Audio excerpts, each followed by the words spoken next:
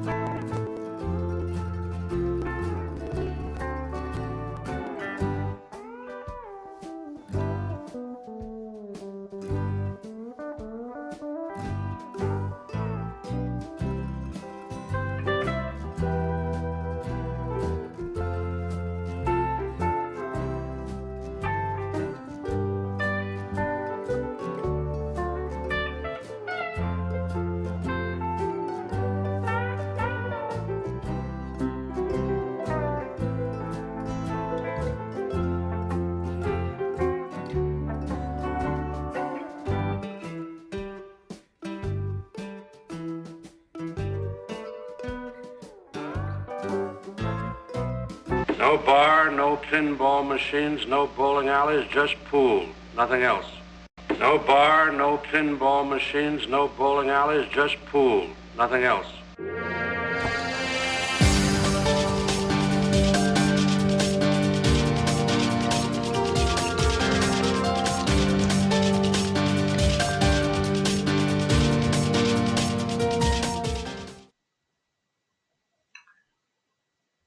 Well, good evening everybody. Welcome back to Virtual Pool 4 Online. Welcome back to VP4 TV. We've got two matches left in this year's 2022 VP4 World Straight Pool Championship. We've got two Swedes left in the tournament. One, Albinario, lies waiting in the final, and he's waiting for the winner of the match between Real Poland Power brackets Stubb from the USA, who says he's really Polish, against the other Swede, Bedhead. Now, the curious thing is, Bedhead is nowhere to be seen. Stubb's been hanging around in the lobby, and I saw Stubb doing something the other day I've never seen him do, and he was actually in practicing some straight pool, which is a bit of a miracle. So, welcome guys. Steve will be joining us in a minute or two. Let me just reset my little clock and see that that's working. Hang on a minute. Right, it's gone to 0. Let me try it again.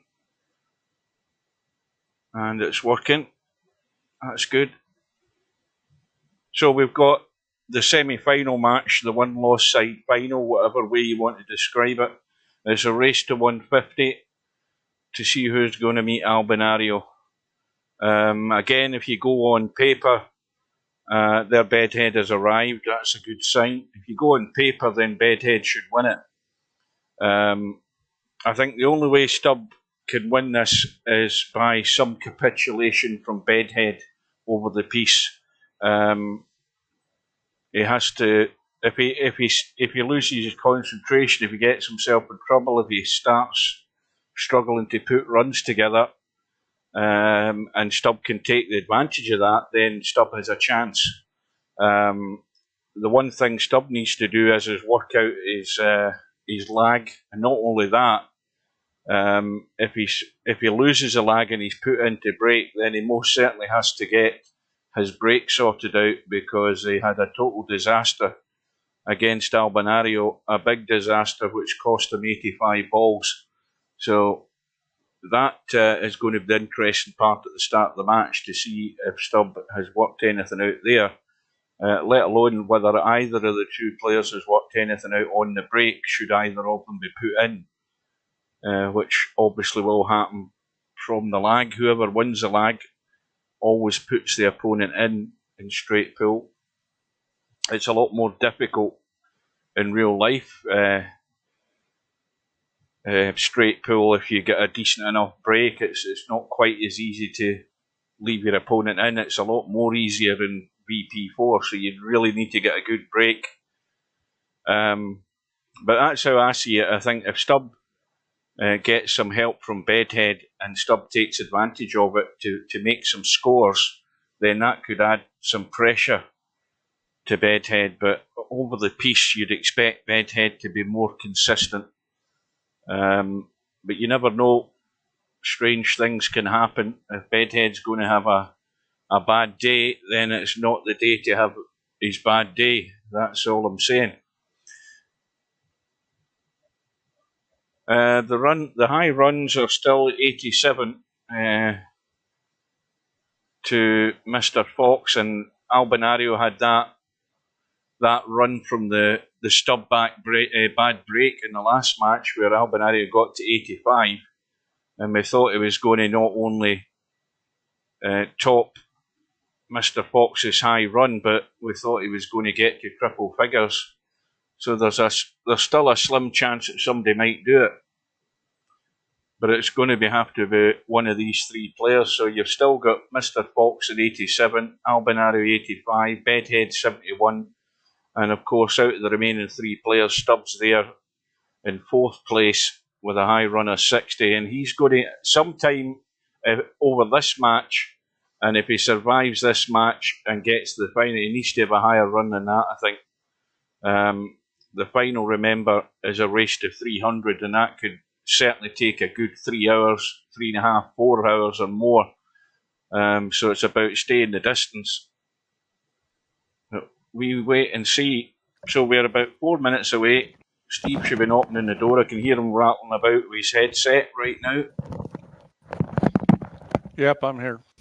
Good evening. Just give us a sound check, guys. Let us know what you think, whether it's loud and clear.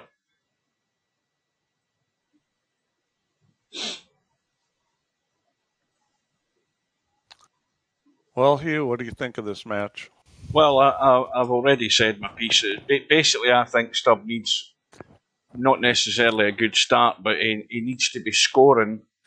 And Bedhead, I think, in order for Stubb to win, I think Bedhead has to play his part in his own downfall, I think, over the distance. Bedhead needs to have a bad night, I think, if Stubb's going to win this.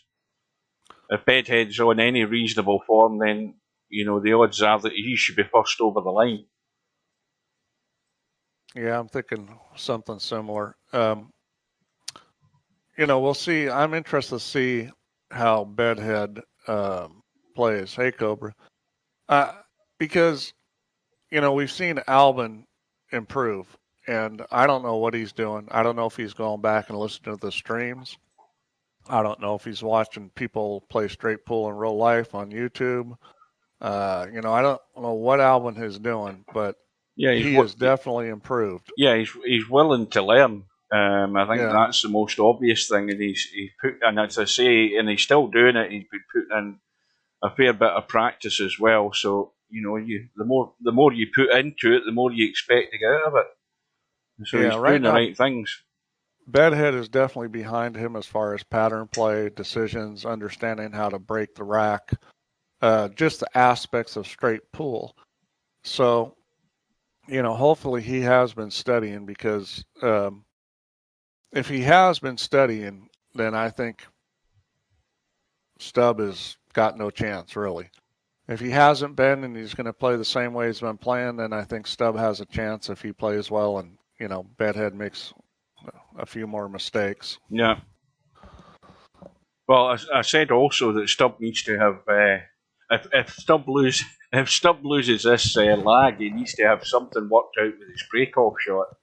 Because I still think he must have had amp on when he played Albinario, and he paid a heavy price for that really poor break. Yeah, that was a terrible break. I'm not Yeah. sure what he was thinking. But when you consider what he did though, and how he left the table with nothing on for Albinario. Albinario to spend a couple of minutes working out a carom shot to actually pot a ball. So Stubb got so lucky in that break, he could have left everything wide open, but Albinario had to actually work to get started, and then he ran in 85.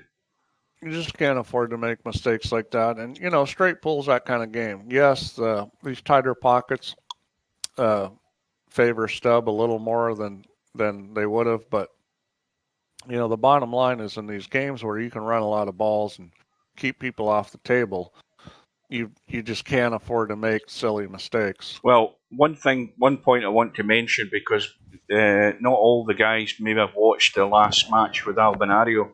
Good evening to Dwight, good evening to Cobra, and good evening to Mark. The one thing to mention, and this is something to note very well, Albinario never missed a single break shot in his match against Stubb. Not one. He never missed one. Every single break ball. Not only did he not miss them, but I can only recall one of them that he hit the wrong way. Yeah. I mean, he didn't always get the speed right or everything, but in general, he not only didn't miss them, but he hit the shot the right way with the right kind of English and the right kind of speed. I mean, he's really improved. It was very noticeable to me. Yeah. Well, we should be good to go. We're knocking on the door. We're just after 7 p.m. The room should be going up, and it has gone up. I'm getting in. Now, the interesting thing tonight, guys, is I'm going to leave it on this green cloth, because see if I actually put it on the default cloth, which is green, you can see the different colours. Watch this.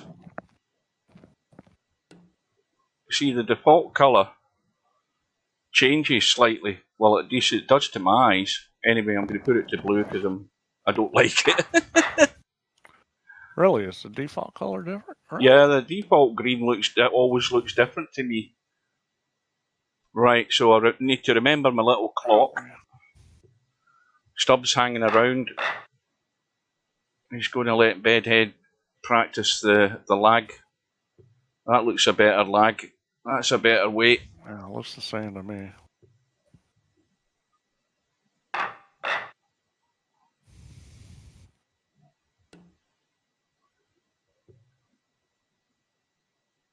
And you should, every time you lag the ball, even when you're practicing, you should always be getting inside that first diamond.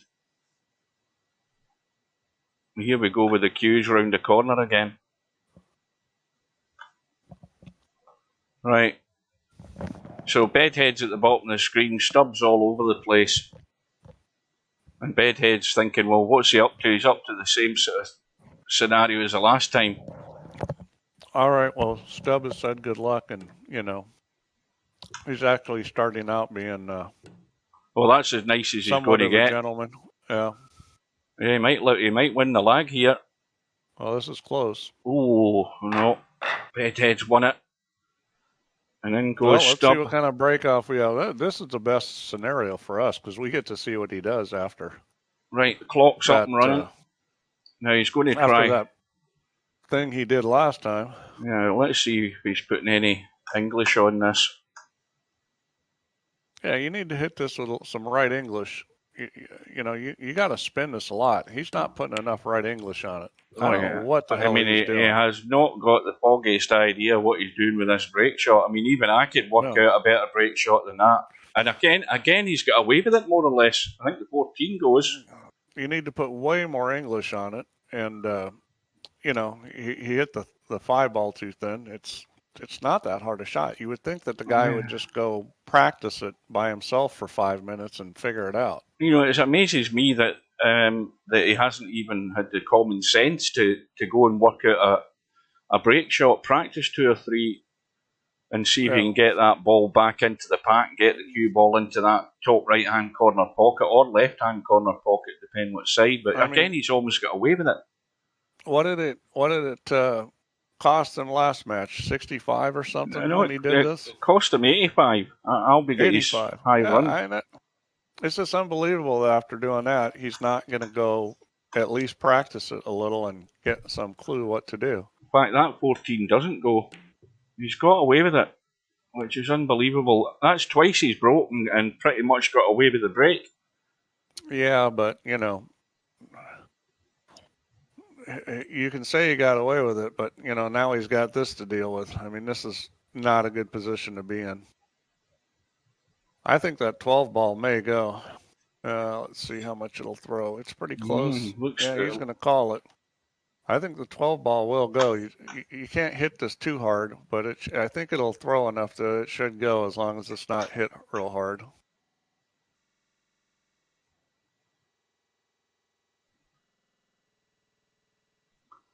I think.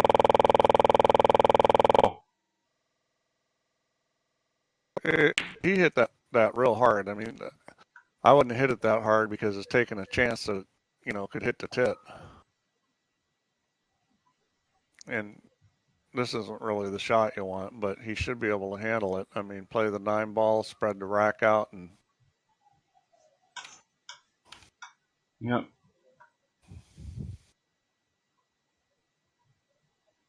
Yeah, Michael's here. Hello, Michael. Yep, just like that. So,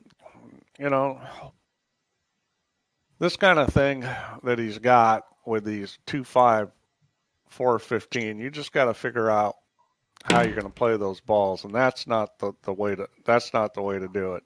That's just taking a huge chance. Yeah. He could have played out and played the 5 ball, and that's just wildness. And when you do that, you're risking getting locked up or a bad roll or. Yeah, you'd never ever see a pro doing that. No. Never. It would never even come into their way of thinking at all to actually just start running into balls like that. Because you say anything can happen. Ball could bounce off a rail, lock right onto the cue ball, and you've got nothing.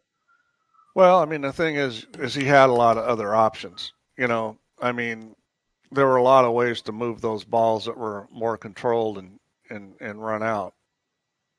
I mean, What he did is going to work, but it's a percentages thing. It's not going to work every time. Yeah, there was plenty of balls to the left and right and above those balls where you can pop one of the balls either left or right and then give something a nudge. But anyway, he's got that part done. Just how much is Stubb going to take the advantage here? Well, this is pretty simple. You play the 3, and then you play the 15, and you float up, and you're either going to shoot the 11 or the 2 or the 8. In this position, I'd actually try to go under the 10 ball and play the 11 next, or even bump the 10 ball. Get that out of there. I mean, you've always got the 2 and the 8. So he's got some idea what to do. I mean, he's playing a lot of the right shots. He doesn't understand the subtleties of the game. Like, I don't know what he's looking at here. I mean, you shoot the 11 ball here. You don't shoot the 2 ball. I mean, it's right there. Well, he's keeping the 13 then. Well, he should be keeping the 13. Top of the pack. That's the best break ball.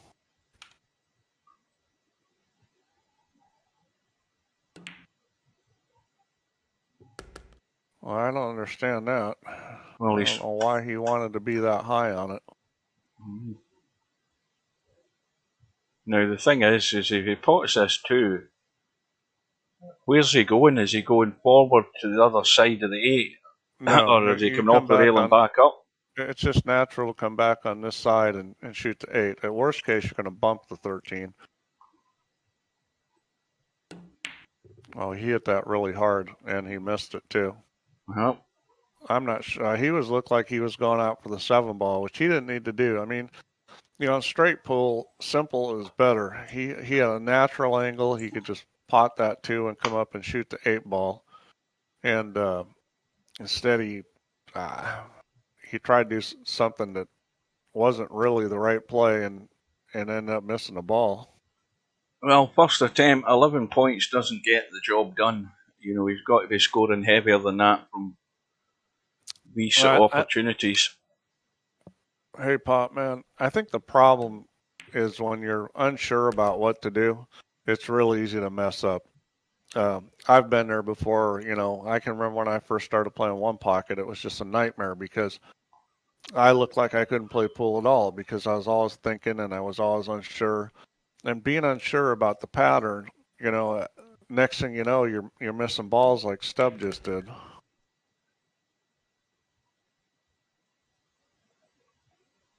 Well, this is not the angle you want. He's going to have to come back and come off the cushion. Dead straight. Yeah, he needs to hit this with a little bit of left English, low and left, and open it up. It's just this shot can be a little tricky to control and get the speed right. He's got a little feather on it, I think. No, well, he's going for the overhit to get it back out off the rail. I guess he wanted to make sure he had a shot, which he's done, but, you know, this thing's missable from here.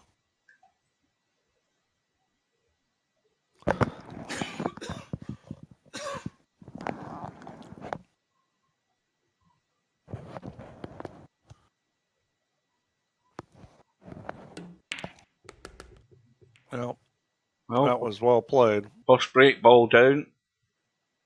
Still has a shot. And he's got good choices. Well, he's going to have to probably pot one of them, but he can shoot the 2 or he could shoot the 15. I wouldn't shoot the 10 at this point. I mean, the 2 looks fine. Just come across and gently bump the 8 ball, or I don't think I'd go into those 3 balls in the middle of the rack right now just because you could just shove those on top of the 15 and the 10. Yeah, dead set combo in the 1 and 3, so he doesn't need to go near them. He doesn't need to touch them. Yeah, I mean, this rack's sitting pretty good. Eventually, he's going to have to move those balls in the middle, and he can do it in a fashion that he doesn't heap them on something else. I mean, he can break off this 11 ball, too. And the 8 ball. He's got a lot of choices.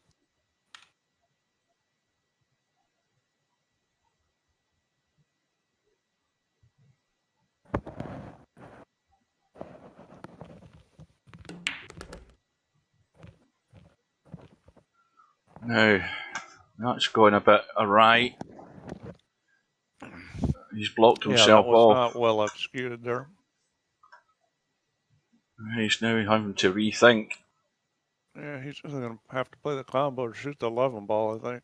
I mean, the 5 ball is there, but that's not a very good shot.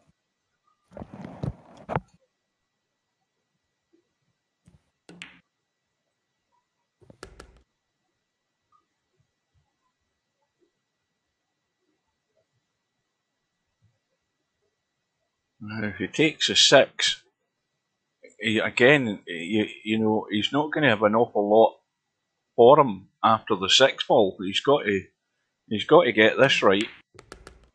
Yeah, he's on the 14, I think. Just on it. He has to hit this with right angle. What have you done with your mic, Steve? Aim for the tit on the right and spin it. Well, he doesn't have to do that. He's able to do it. Spin. Steve, you get your mic round the back of your head again. Oh, yeah, I like to do that, don't I?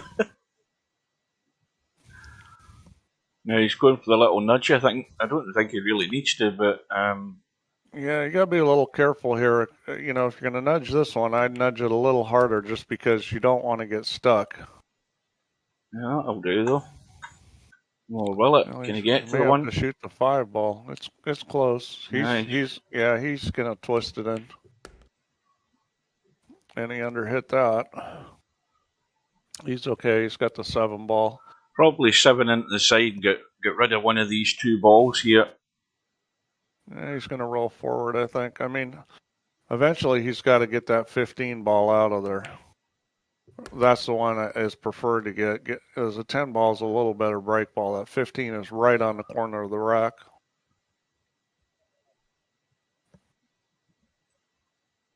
Now this is the critical time in the rack. Getting to the spot. Well, this is where you need to decide how you're going to play the next 4 balls. where you're going to put the cue ball for each one. That's what all good players do in this kind of situation. They decide that last few balls, the pattern they're going to play.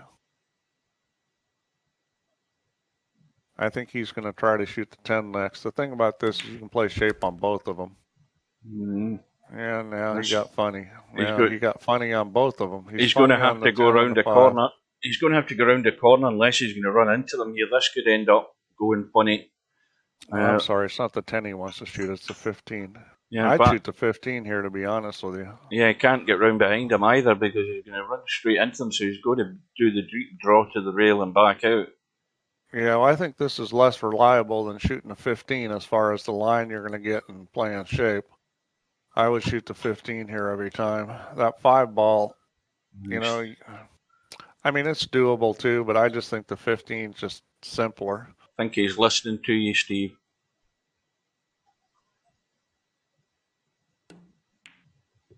Yeah, welcome to the party, Slim. And he's come up funny on this. He's going to have to go forward. Yeah. He could go backwards, but I think forwards are the way. Yeah, around go the corner. Forward and you got your choice here, whether you're going to come around the corner or whether you're going to try to come the other way. I'd probably go around the corner with this. Oh, no, he's going into the pack. Yeah, which is well, not a bad idea either, considering he's now got ball in hand. I mean, that was guaranteed, so I think that was a smart play. Let's test this replay. Let's see what disaster we get here. He's got to be a little careful here because I think he could hit the bottom of the 8 ball. I think you're going to want to draw this pretty hard draw. Yeah, that one didn't come apart very good. I mean, he could have hit it with more speed, but, you know, it's not like he hit it easy. It just didn't come apart very good. I mean, he's got that most of the rack still intact there in the middle.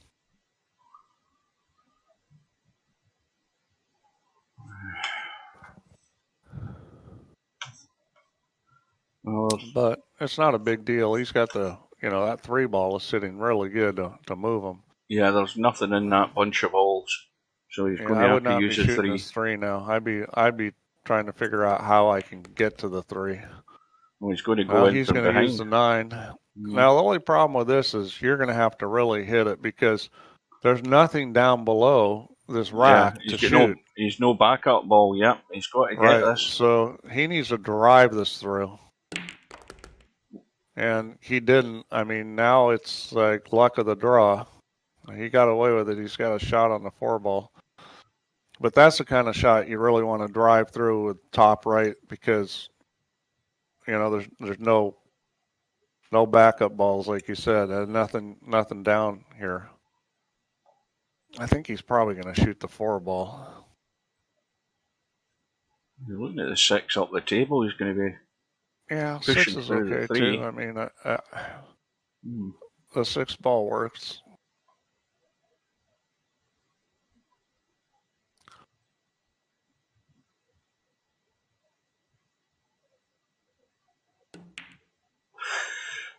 I thought that was going to the right, and that's a big mistake there from Bedhead. I don't know why he just didn't take the. I mean, I wasn't so keen on the 6 ball, but. Well, the 4 was an easier shot because at the angle it is, you know, you could hit the long rail quite a ways up. It was still going in. That 6 ball, if you caught that titty on the long rail, it was going to do exactly what it did. Yeah. So just a run of 20. So Stubbs been let off the hook. Now what can he do? This is his chance to take advantage of that mistake. But, you know, that all started with shooting the break shot the wrong way. He needed to really drive through those balls.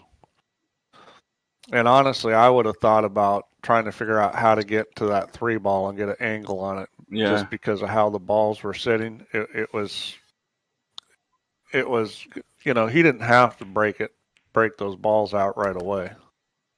He had some time to get on the 3.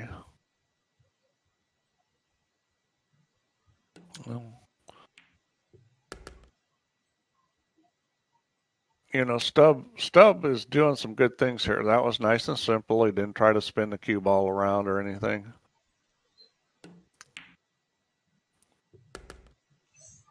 He has a pretty good idea how to play pool. He just doesn't have a real good idea how to play straight pool. Now, what's he going to do about this 7 and 11? 8, then 11. That's the shot here. Shoot the 8, then 11. Just going to have to hold it, which he has done almost. Yeah, I mean, he's got options here. I mean, he can play the 12 in the side pocket if he wants. I mean, obviously, if he's going to stay on this side of the table, that's where he's got to go.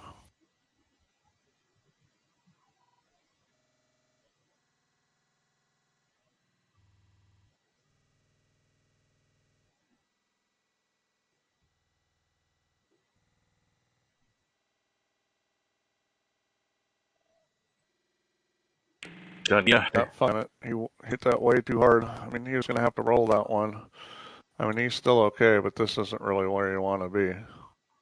Because you can get real funny on the next one. I mean, you kind of got to decide what you're going to do. I would probably come all the way out and play the 7 in the corner closest to the cue ball. Just because speed-wise, you're rolling on the line, you know, down the next line you want to be on. And if you way under hit it, you still got the other corner pocket.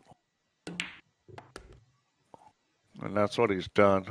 See, I like that because it's rolling down the line you want to be on for the 7, and it gets you on the 1 ball real easily. You can just roll forward slightly on this and then shoot the 1. Even if you end up having to go up table, it's still good.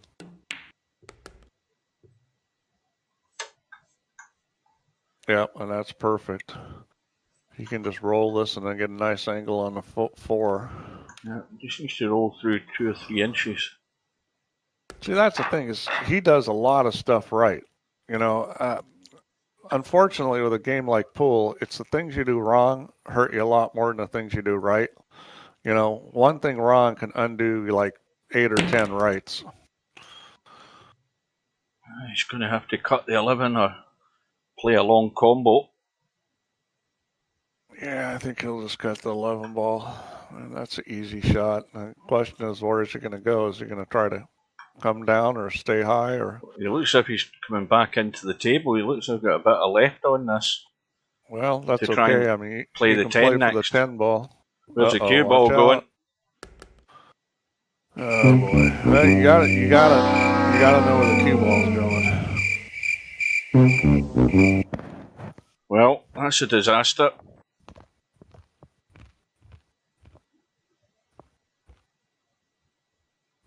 And again, it's only a contribution of 11.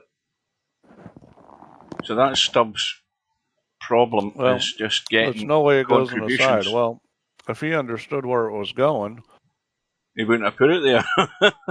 Yeah, he's the one that put it there. It wasn't like it rubbed off a ball. It was a nice controlled shot, and he just didn't understand where it was going.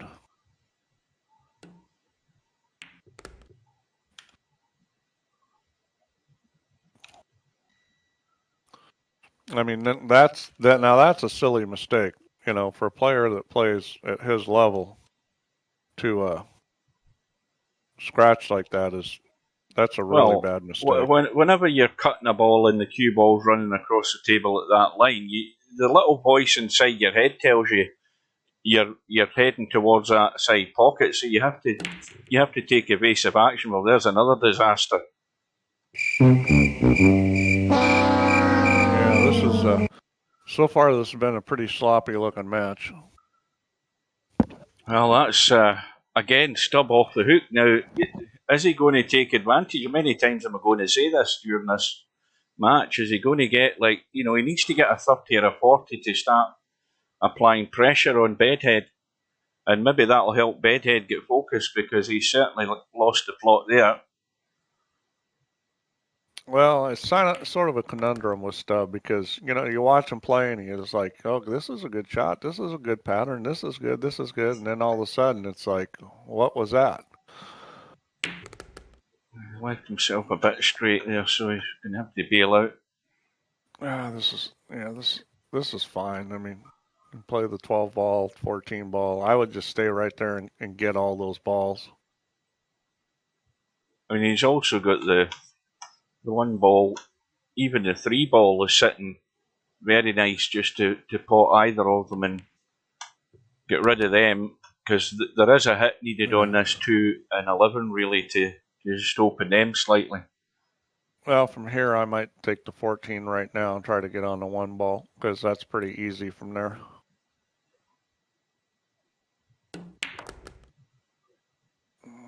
I'm not sure what he's doing here. Well, he might be doing what you're saying now off the 5. I mean, he could be dealing with these 2 up the table and then dealing with the 5. It's not sitting great off the 5, because if you just roll the 5, you're going to be too high out on the 1. So, now this is a perfect opportunity to do it, because you're playing shape on the 1 and the 5 both together. Well, now he's got a good angle to do it, and he's actually kind of at a good distance where he can let it roll forward and get good. Oh, yeah. I mean, all he has to do is roll that 5 ball.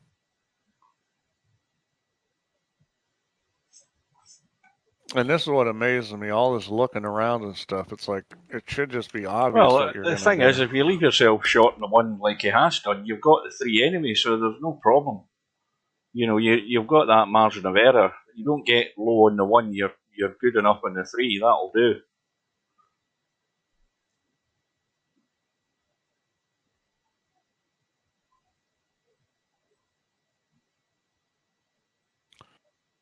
Yeah, the good thing about this is it'll come back for the 1. Well, he didn't really draw it that much, but he's still fine. So, break ball wise, this is getting a little dicier. Yeah. You can use a 13 ball, but it's not a great break ball because you've got to get pretty perfect on it. 12 ball's rough. I mean, if you're going to break off the 12 ball, you almost have to hit the corner ball in the rack. He doesn't really have a good angle here to make a break ball with a 2. Well, actually now, you play the 12 ball and then use the 13 to get on the 2, and you got a pretty good break ball. Even though the 2's high, the 13 ball is sitting where you can just hit a stop shot on that 13 ball. So the play here is to make the 12, get yourself where you can just shoot a stop shot on that 13 ball. Pot the 2 and into the pack. Yeah, then use the 2 as a break ball. Well, he may not recognize that, but this is actually pretty simple. The tricky part is getting where you can just stop it on the 13. He's gonna give up the 2, which is his best break ball, and he's gonna use the 12, which is not as good, but you know, I mean, it'll work. You just have to make sure you hit that corner ball of the rack. If you hit above the corner ball, you could end up scratching up in the corner. Yeah, because he's below the pack with this 12 ball. So he needs to get, well, that's just about there, I think. Well, you really want to hit this 8 ball, and you want to hit it pretty square.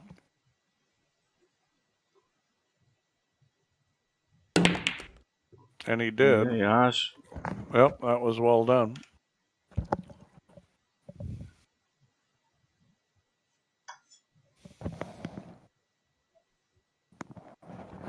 Four balls good to open them up.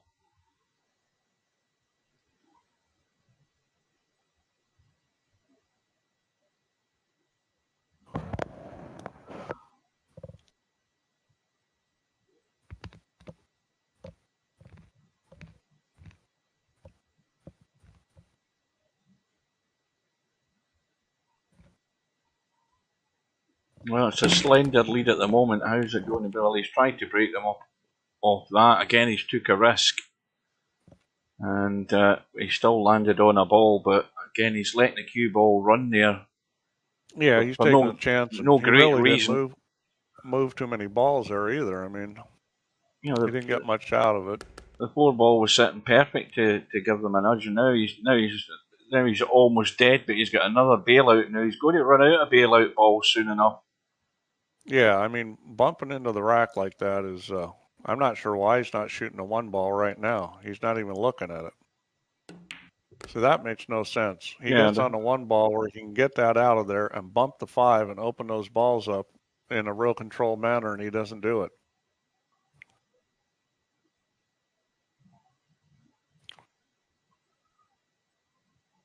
Sometimes you just have to, stop and just take stock of the situation and have a look at where you finished with the cue ball. As you said, he didn't pay any attention to the one at all, and that's the one option he had to immediately just deal with that little cluster. Sure. He's going to do it now. He's got a chance to make a break ball with the 7. The only problem here is you got to make sure.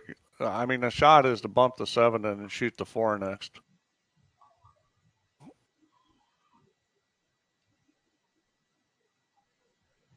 Yeah, he looks like he's going to hit it too hard. Yep, he hit it too hard. I mean, it's still okay, but it just looked like he was going to hit that too hard. He could have kept that ball a few inches shorter. It would have been better, but he's still okay there. Yeah, he might have finished worse over that 14 ball though if he'd played it softer. He's bad enough as it is. He's not hampered, but he could have been right over the 14. Yeah. Yeah, in VP that's a little less damaging than real life. In real life, that can turn into real problems sometimes. Although, most good players shoot well over balls, but, if it's hard to get a bridge down or something, then it can become problematic.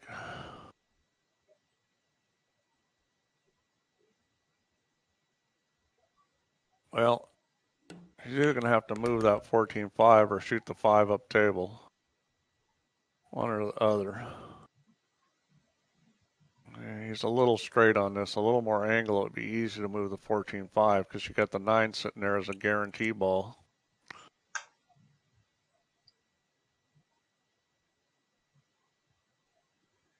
Now as you're running into the 9 or trying to break, you should try to break them.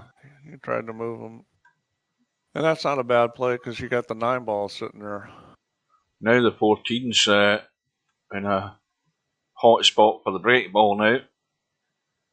Yeah, I like the 7 better, but in VP, those balls close to the rack don't seem to hurt you as much as in real life.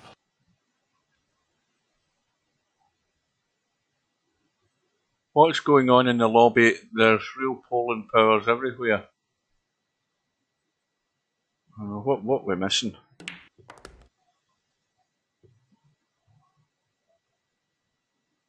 I don't see anything in the lobby.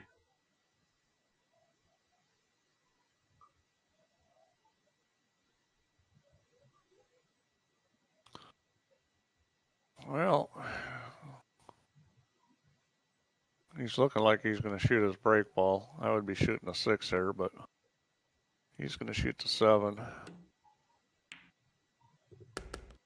That was simpler. I just don't like those close break balls. And he got himself funny on this. Yeah, he's going to have to follow through, come out into the middle of the table to go on the 15. Or the 6. The 15 go? Yes, it goes. Well played. This is a situation you don't want, though. I think he's going to roll through and then shoot the 15 in the side. I mean, that's probably the most controlled shot. Yeah, has to watch how thick he hits this 15, though. He could push it to the rail. He's fine. When you're moving 2 balls and stuff, it's overly complicated. I mean, he shot the shot the proper way. You talking about that Chinese guy, the guy with the name Chinese Potman. Oh, has he got an angle here? Yeah, just. I don't know what Potman's going on. Oh, where's the cue ball going?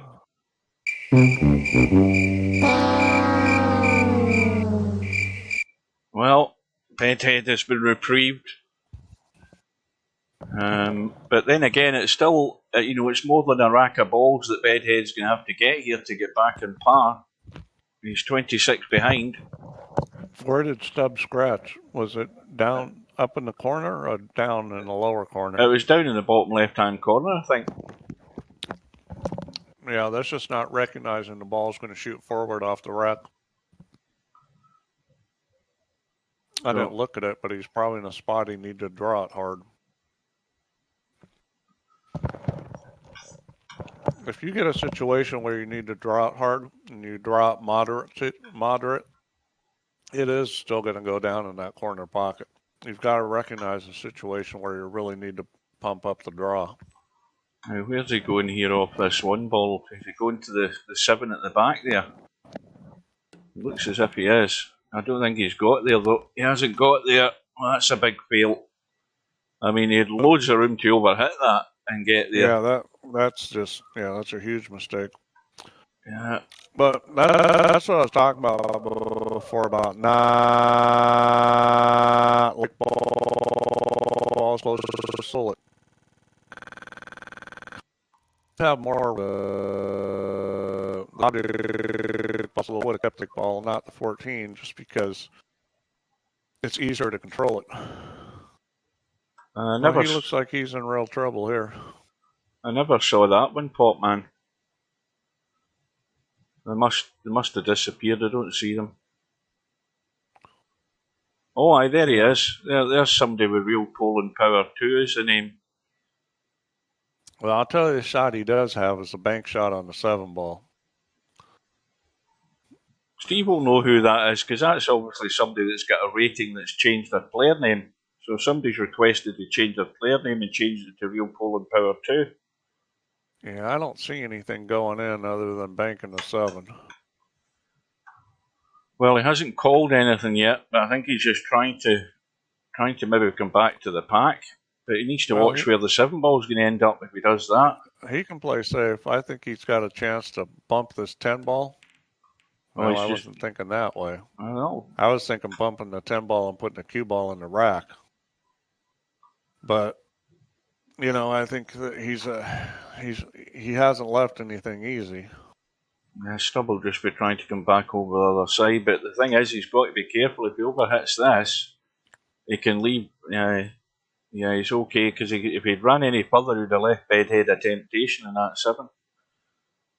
Yeah, well, there's no carom there. I'll tell you, that 4 and 2 is sitting a little different, and that becomes a carom, because if you play it off 2 balls, the 4 and then the 2 ball, you can get that thing to U-turn. I mean, you can get it to come back in. The 2 ball is just sitting a little bit high. Yeah, you're talking about running the 7 off the 4, the 2 into the corner. Yeah, the 2 ball is a little too high. I mean, the 2 ball and 7 can be sitting like as a straight carom. 7 to 2 would never go, but with a 4 ball there, it changes things completely. Now, what's Bedhead looking at? He's studying something. Thing is, if he goes down table here, I don't know whether he's trying to skim and skim up the table to the top left-hand corner as we look, but if he goes up there... well, it's tricky, because the 8 ball goes. If the 8 ball didn't go, you could put him on the combination, but the 8 ball goes, so yeah, he's got to be careful here. He's just losing a point. Yeah, I don't like that play, taking a foul. Yeah, he's going to be stuck in the 2 in a second, I think. Yeah, that's just asking for trouble, taking a foul.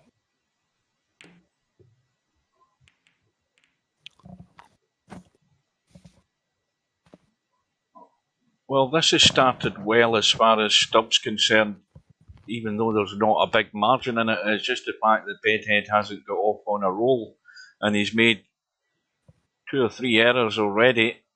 This is how it has to play for Stubb to win out this, I think. And the outcome of this little safety exchange might have a bigger say as well.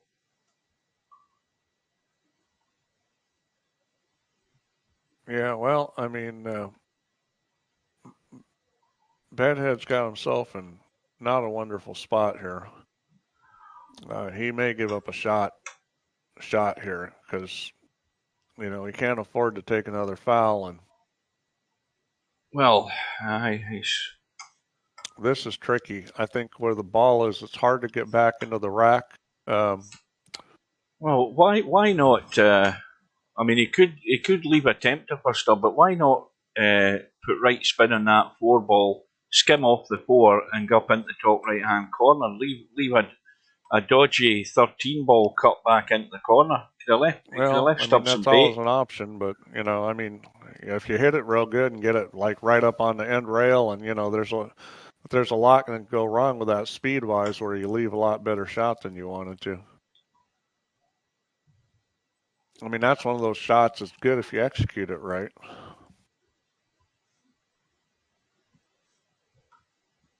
I don't see anything obvious in the pack.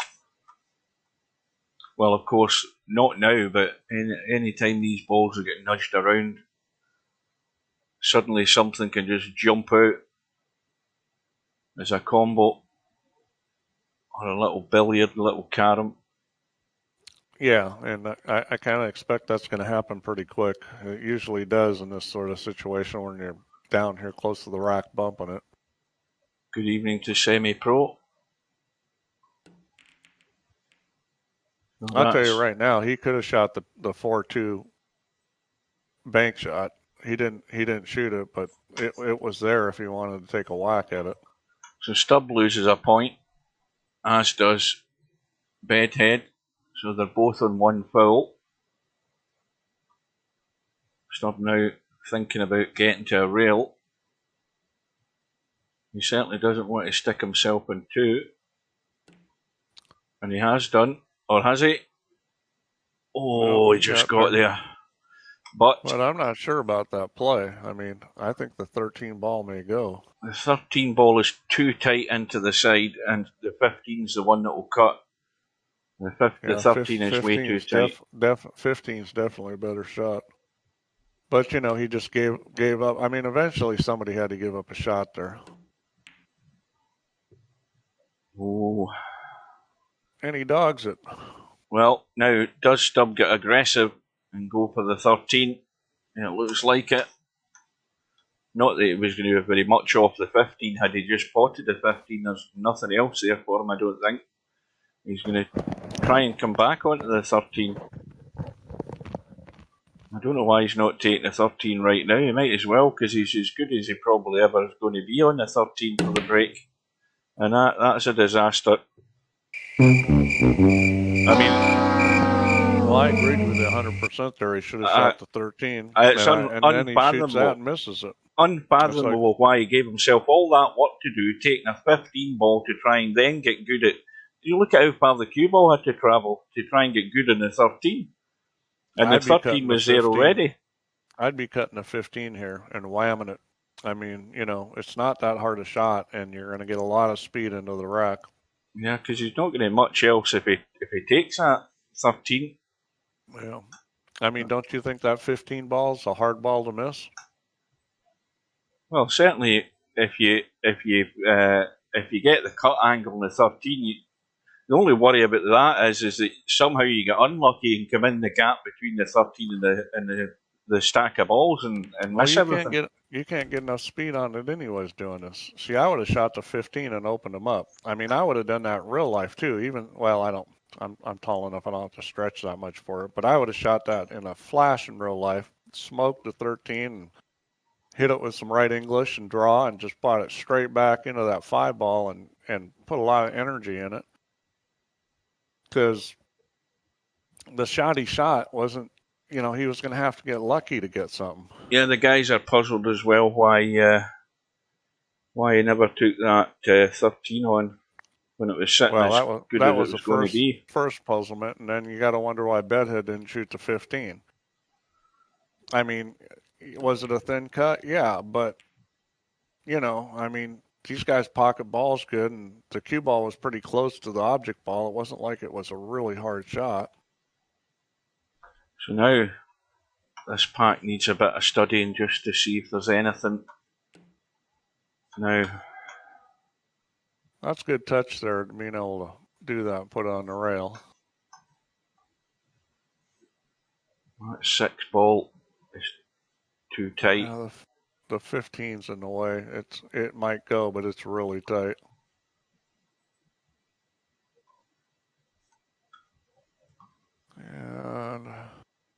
think the 2 is just a little bit thick on that 5 ball. It's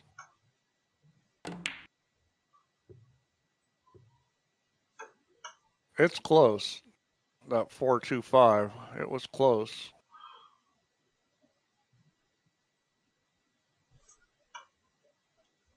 That's not a bad end result. Yeah, I think that 4.25 might go. It's close. 4.25. Yeah, 2 ball carom off the 5. I mean, he can't shoot it now, but last shot it could have been shot.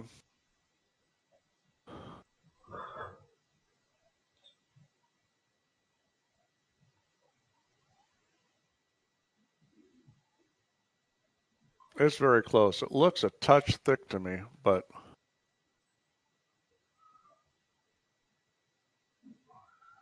Stubbs odds on to be given a point here, I would think. I don't think he's going to take any risk. yeah, well, the problem with starting fouling and being the first one that fouls is that can go downhill real fast for you. Because the other player can just start taking fouls too at that point. Yeah, he's looking and looking, but there's only one outcome here, I think. I don't think he wants to take any risk.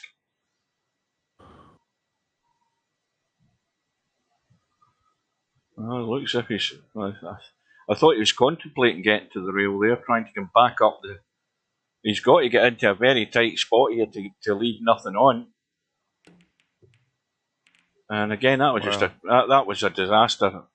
That was silly. Every day of the week. Other than getting the cue ball into the rack where it buried, he was going to leave that 6. He was always going to leave the 6, yeah. Yeah, that just was not a smart play. Right. Now, this is a little tricky because you can get stuck in the rack here. You got to pick the spot you're going to hit it. Well, he's caught the sort of... That was well done. The west wing of the pack there, and that's got the cue ball loose. And now the pack's breaking up, and there's a combo there as well. So that 9-14 spine where it's sitting, that's pretty much dead. In fact, I'll tell you something else. The 7 and the 5 are a good combo as well. Those are 2 set combos that you can easily deal with if you get within the vicinity. So they don't really need to be moved if you're already on the ball and studied them. I see people not play enough combos, and I think they're just not used to playing them because you're right. Those are both really easy combos.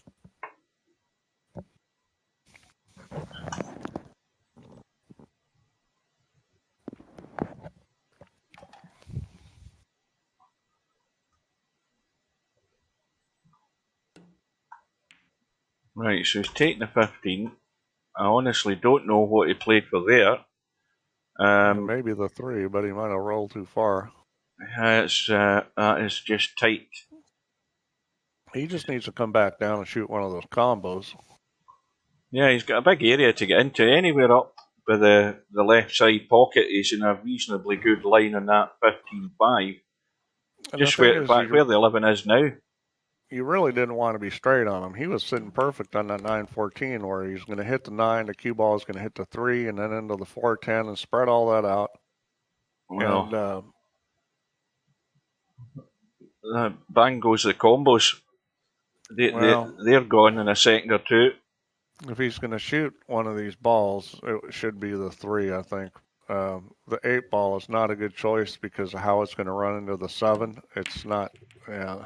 So that wasn't a good choice because he was not guaranteed to come up with a shot off that. That just all went from bad to worse. It went downhill right in the last couple of shots there. Yeah, well, I mean, it's just not recognizing those combinations you were talking about, or just unwillingness to shoot them. I mean, well, it went wrong from the point of view. He finished on the wrong side of that 11 ball, having to take it in the side and run the cue ball. That's where it went wrong. I mean, he could have at some point dropped down that left side and got himself on either of them. But it went wrong right at the start. So again, this is what I spoke about right at the start. I think before you arrived, this is the sort of scenario that Stubb needs to happen for him to win this. He needs Bedhead to be struggling to get into a run. He needs to be getting enough chances from Bedhead to score. Stubbs' problem at the moment is he's not scoring enough to really apply the pressure. If Stubb gets in here and gets a 30 or 40, Bedhead's really under the cosh. He's under a big test. And it's a question of whether, if that scenario arises, whether he's going to be good enough to react to it, because he hasn't reacted to anything so far tonight, Bedhead. He's been all over the place. Yeah, well, if Stubb stops doing dumb things, I mean, he could potentially be at 100 right now instead of 50. He's just got to stop doing dumb stuff, because his basic pattern play really is pretty good.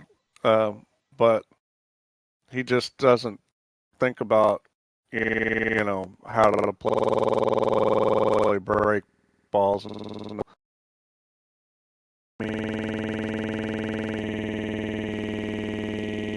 Stuck got a ball. He's pretty good.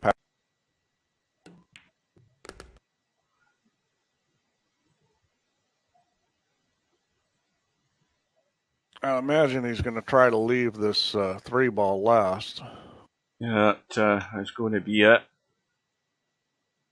So 14-8, and then the only other thing is he needs to get good on this 9-ball if he's going to use that to well, get with the 8-ball, he just needs to leave some angle. I mean, that he could literally shoot a stop shot on the 8-ball and be okay.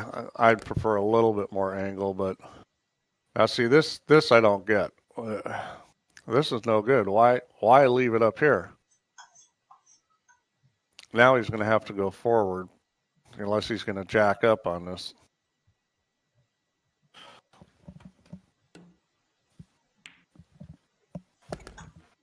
It was another mystery shot out of Stubb, because this is not where you want to be on the 9-ball. All he had to do is get where he could shoot a stop shot in the 8-ball and, then go off the end rail and come straight up. I certainly don't think that, he's going to end up, he's got an angle.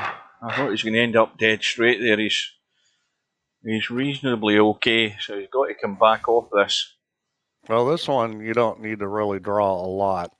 You need to draw it some, and that was good. He hit that the right way. All right, I'm going to take a bathroom break. Okay. Now, so the lead has now gone to 30. And even at this stage, that's getting to the point where Bedhead now should be clear in his mind what he's now up against. He's got the first target is to get rid of that deficit when he gets another chance. But how big is that deficit going to be?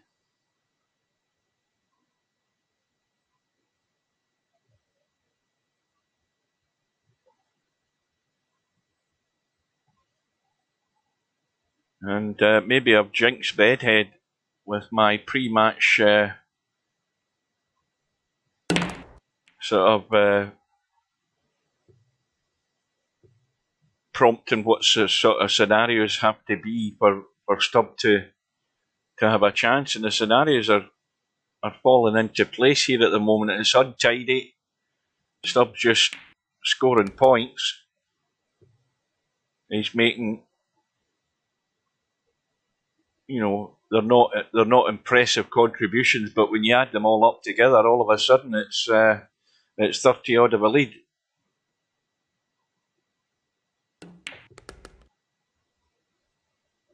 Now that 1 and 8 aren't set anywhere.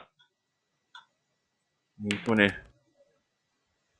very short in a 14. And he's got a couple of break balls sitting to be worked around. He's going to have to deal with these. Now, there's that a set there. That's pretty much set into the left side of the pocket, that 12 and 7. So, presuming he's already there. Top side. The 1 and he didn't get 14 out. 14 to 12, but as you say, he needs to get rid of that 14. That's the one that's causing the major issue. I would have shot that instead of the 5, and cut it, and then probably shot the 15 next, because you gotta. It's just a little puzzle, like you pull out little pegs and out of the puzzle, and the peg you needed to pull out is a 14. Now see, and then he starts doing stuff like that, which that's just. You're just asking to get screwed when you hit a ball like that, and then it's that's BS, that's unlucky. But no, it's turning the cue ball loose and then coming out bad. What's happening with the sound, guys? What's the problem you're getting? Because the sound, Steve sounds okay to me. Maybe it's Discord needs a restart or something. Machine gun.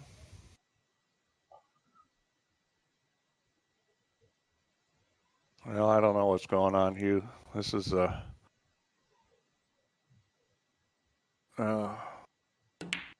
sound stutters on Discord. Well, right. You sound fine to me, Hugh. Right, hang on a minute, guys. What I'm going to do is I'm going to bail out of Discord, shut it down and restart it. Maybe it's ready to do an update or something daft like that. Hang on.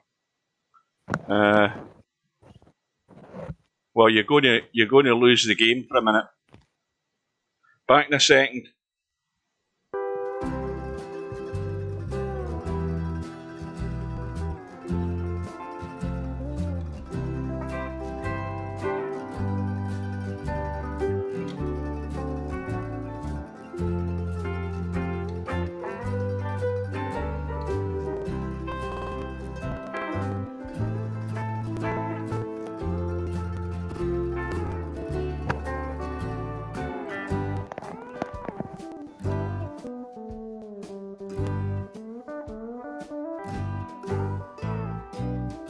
Right, that's it restarted, so let's see what happens. Well, Stubb is, blasting balls and hoping things come out good. And right now, he doesn't really have much of a break ball. Did you restart your Discord, Steve? Well, we'll find out. We'll find out anyway if the guys hear anything different. I did not. I don't think the problem is my Discord.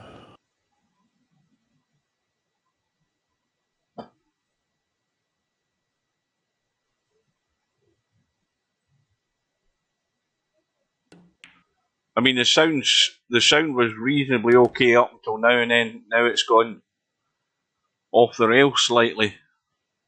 Well, he could use the 8 or the 14 as a break ball. The 14, from the spot he's at, if he can get to the spot the cue ball is at right now, the 14's not a bad break ball. The 8 is a little sketchy because if he does get the corner ball, it'll be barely.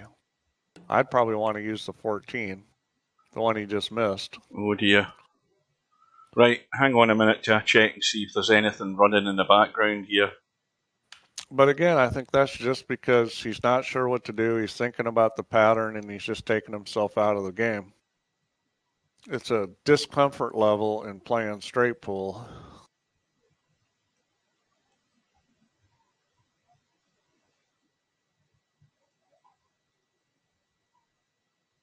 I mean, I think if you play 9-ball all the time, you've got one choice of the ball you have to hit. That's the low ball on the table, so that makes it simple. As soon as you get in this kind of game where you actually have to play a pattern, and everything changes. Well, I don't know what it is, guys. I've checked to see if there's anything running, and there's no virus scans or anything going on. He's got the same situation here. If he can come out to the middle of the table, he can shoot that 14, just like that. Now, that's perfect. So from here, you want to hit this with left English because you need to make angle. Ideally, you're going to hit the 4 or 5 ball. You don't want to hit like the 11. You want to pull this with some English to make sure the cue ball is going to hit that rack and come off to the long rail, and the English will help open it up back towards the middle of the table.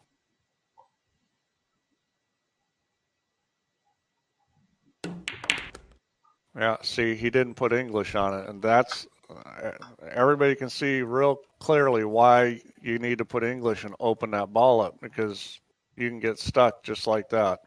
Yeah, this is one of these little testy ones.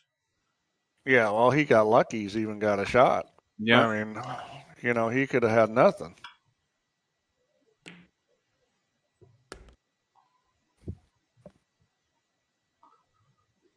Is it any better, guys? Bear in mind, I'm not doing anything other than checking nothing's running. Sounds good at the moment. Right. Well, is he going to go for a smack off this 3-ball? No. All right, well, I'm going to say it. Bedhead is the Swede that has not gotten better.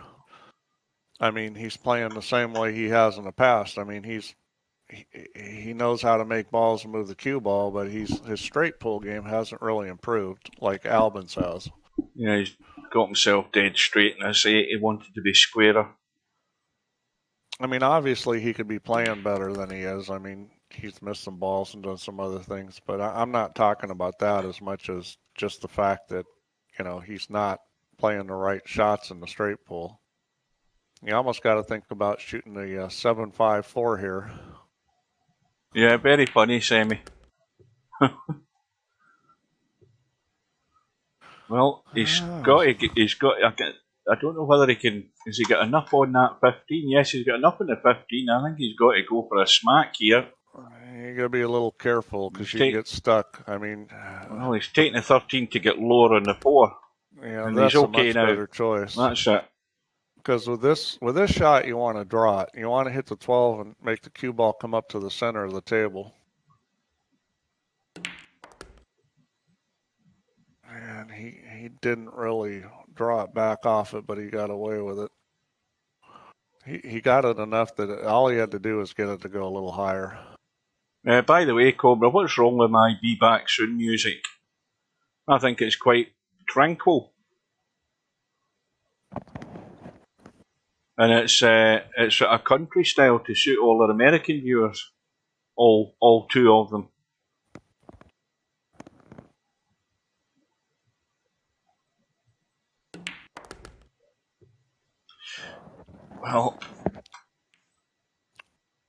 Well, the way this thing is shaping up, I don't know who's going to win this match, but the way this is shaping up, it's looking like Albin is going to be a huge favorite in the final.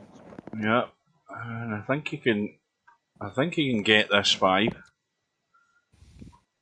Yeah, he can shoot the 5. He's got to spin it. I don't think he likes it though.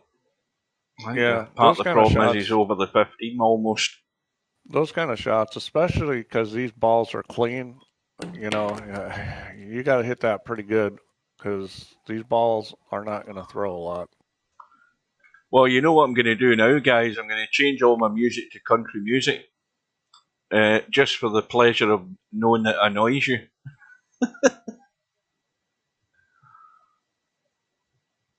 Country music isn't country anymore. Country music is pop. Yeah. Cater for the masses. If all you got to do is sing pop and sing it with a twang and put on some cowboy boots and you're a country singer. Yeah, a little bit of slide guitar now and again. Well, he's got the nudge. And it's going to be the 15 ball for the break shot then. He should be getting good on it as well, though. Yeah, I mean, the 2 ball is very good for getting on the 15. I see Peter Bowles has passed away, Mark. Oh dear. Well, there's another fail. That requires one of these. Surely you can't be serious.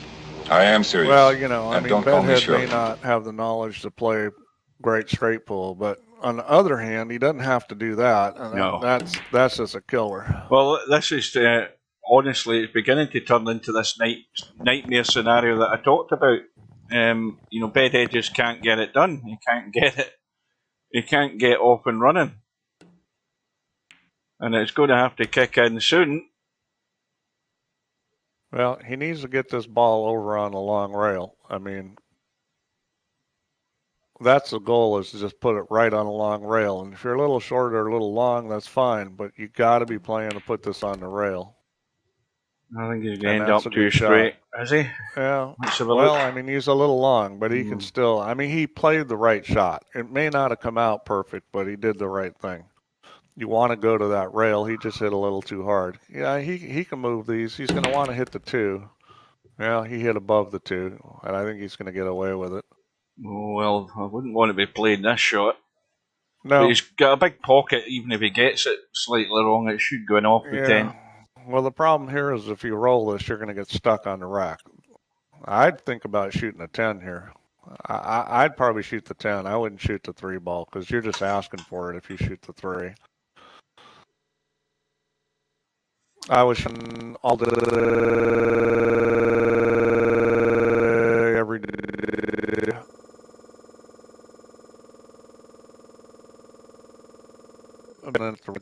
I just can't see anything but the 10 ball here. I mean, if the problem is if you hit it hard enough and the 3 ball goes by the rack, you could even scratch. Yeah, well, it looks like you got away with it. I mean, that was actually, if you knew where the cue ball was going, that was a good shot. By the way, guys, I was watching a stream. I don't think it was it might have been a live stream. I can't remember. I think it was Gran Turismo, and there was people on Discord, and I was listening to it, and there was still that echo coming through on Discord as well. So I just think it's a Discord thing. But this stutter that's happened today, I haven't a clue what it's about. Okay, I left the room and came back. Do I sound better now? Well, you need to ask them. You sound no different to me, Steve. You sound perfectly okay and clear, but it's obviously what the output is doing. I don't know why it's doing it. Well, I mean, I can shut Discord down. I just left the room and came back. Now, wait a minute. Dwight says it's perfect now, so it's all your fault, Steve. Okay, I'll take the blame. But again, sometimes it's just like anything. You just have to do a quick restart. That might solve the issue.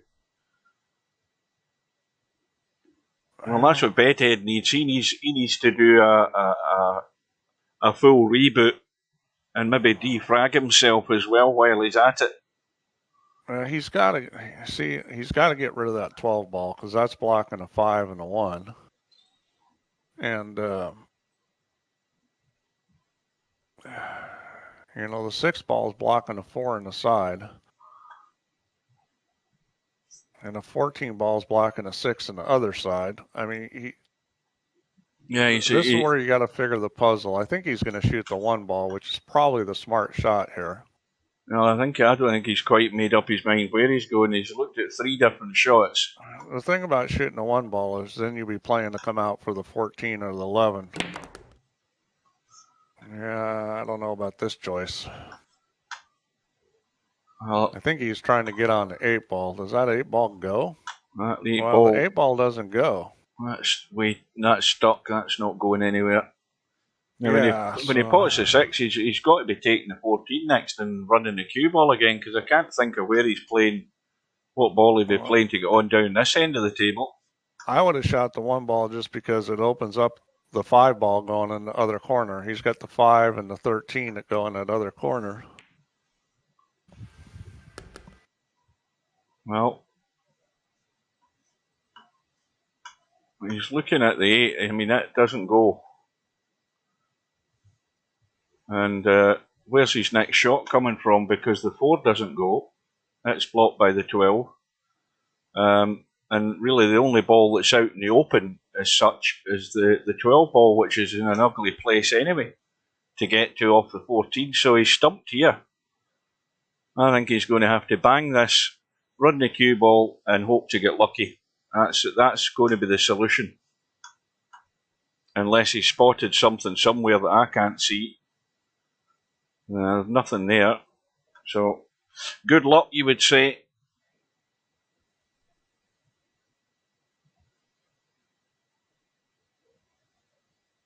He's doing what I thought he'd do. Just run it and try and get somewhere. But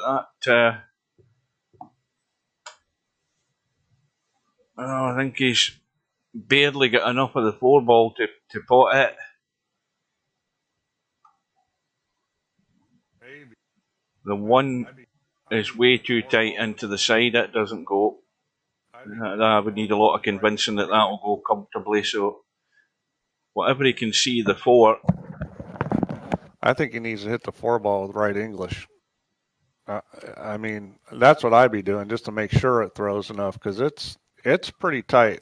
Well, he's looking to get just clean past the 12. Well, see, when you hit it with the right English, it helps you get by because it squirts over and then it curves back. Plus, it throws the ball, so you can get a lot more of that 4-ball. Well, he didn't hear you, Steve, because he just ran straight into the 12. I mean, Well, it looked like do a replay. I think he hit that with right English. That'll do be a long. replay. That'll be long gone. Yeah, it's long gone. Too late. Oh, that's too bad. I thought he hit it with right English. It's kind of hard to tell it happened so quick.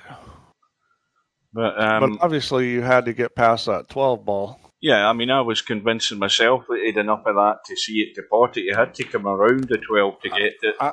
I think he did if he hit it with right English. It was makeable. I think straight with no English, it was going to be tough. Well, this 5-ball goes, but it's tight. I mean, he's got like maybe 2/3 the pocket.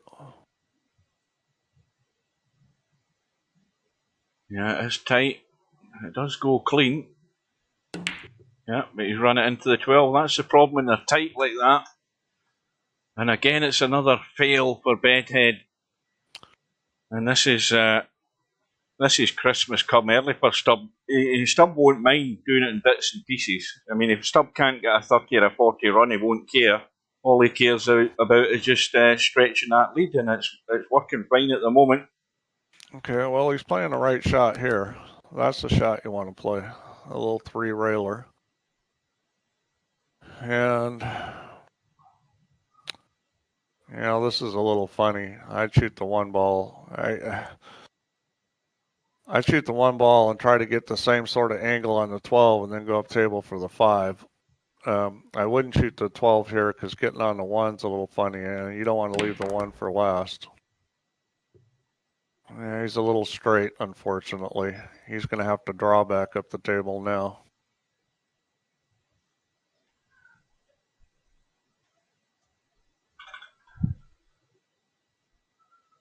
It's just, things can go wrong with a shot. He could end up on top of that 5-ball if he's not careful. Okay, he shot the 8. Well, that was probably a good choice. I mean, the 12-ball's not as good a break ball, but I think that was a better choice and ended up stuck on top of the 5.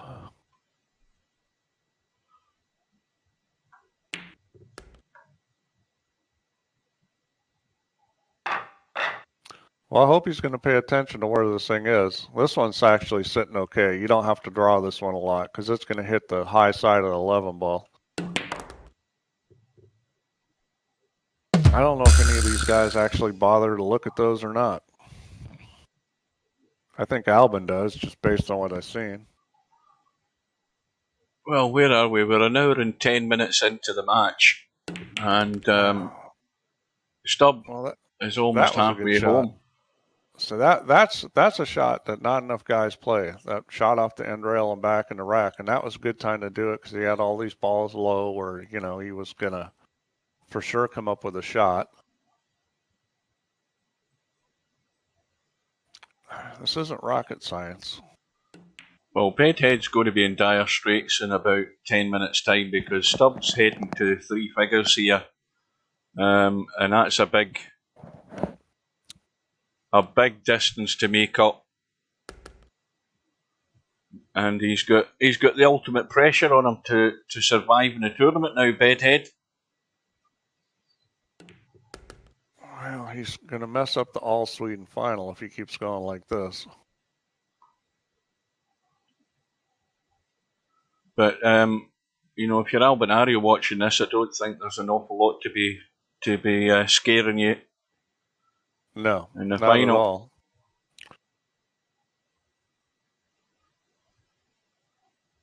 Albin's probably just licking his chops.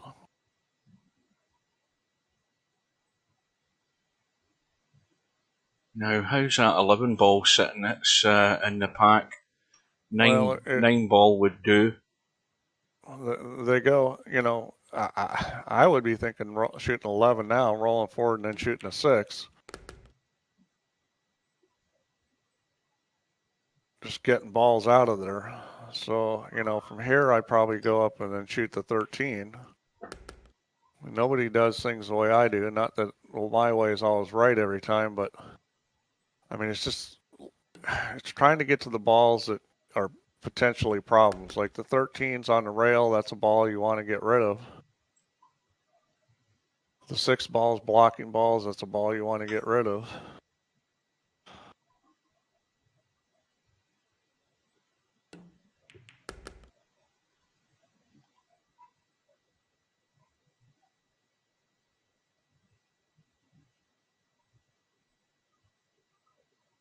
See, he's going to keep shooting, and all of a sudden he gets kind of a little bit funny. Like, okay, now how am I going to shoot this?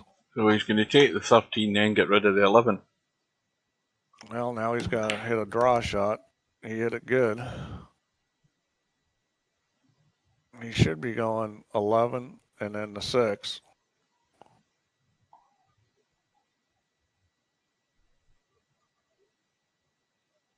Get these balls out of here.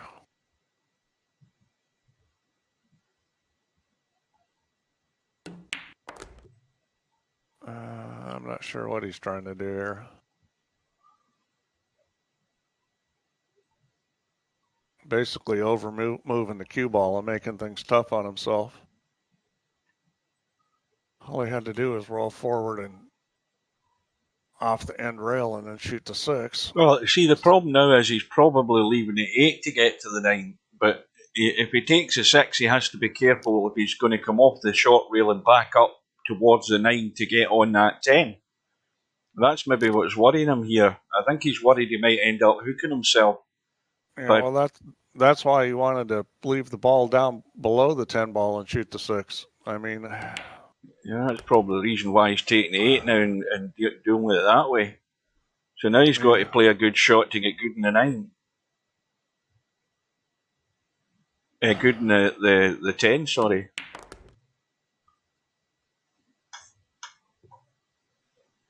Yeah, well, he got pretty good on the 10. I mean, he's just making the spot he needs to get on the 10 small by playing it that way.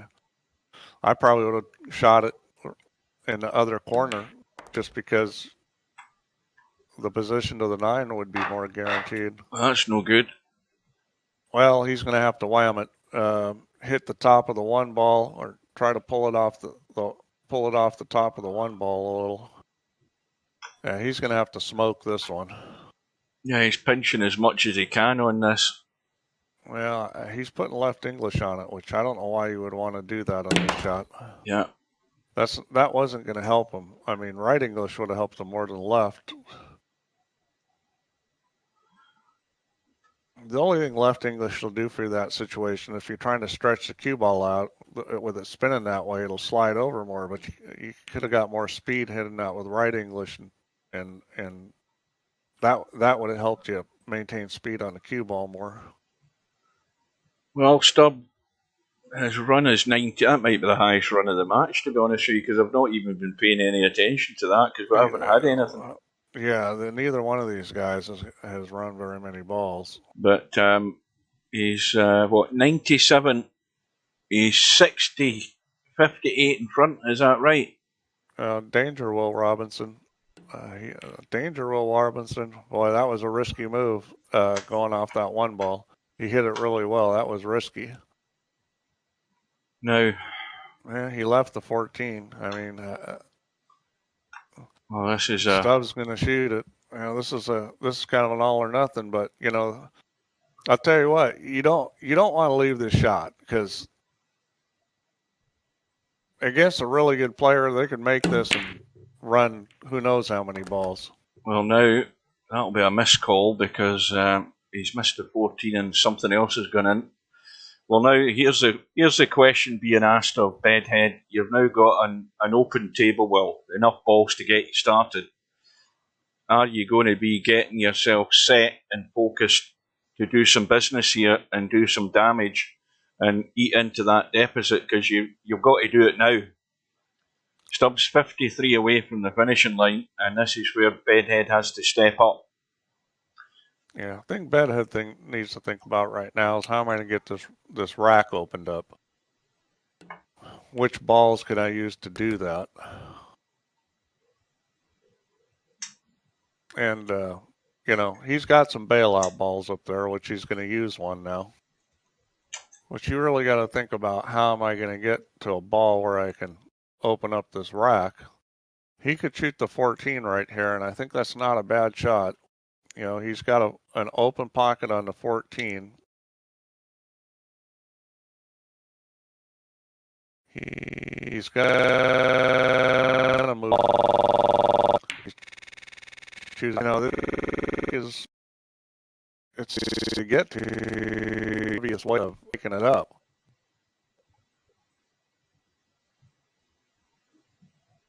I mean, if he gets right on the 2 ball, he could go into the 11 and 14, but I think he's shooting the 2 now. I mean, the 4 ball, he'd have to spin this a lot with right English to get low enough on the 4 ball. The 4 ball is actually pretty good to get into the rack. He could play shape on the 1 ball and go 3 rails and come down for the 4. Well, he's got a little bit of right on it. Not enough. I just think there were enough problems in that I would have shot the 14 and got into the 11 ball and not necessarily hit him super hard, but, you know, spread some things out there and probably would have come up with a shot. It was pretty controlled. Now he's going to have to hit this with a lot of right English, and it's not as desirable way to go into the rack. You know, he got away with it. He's got the 13 ball. But especially at that speed, you know, I would have hit that harder because he took a chance there. But he should be okay now. He get behind this, the 7 and 12 both go.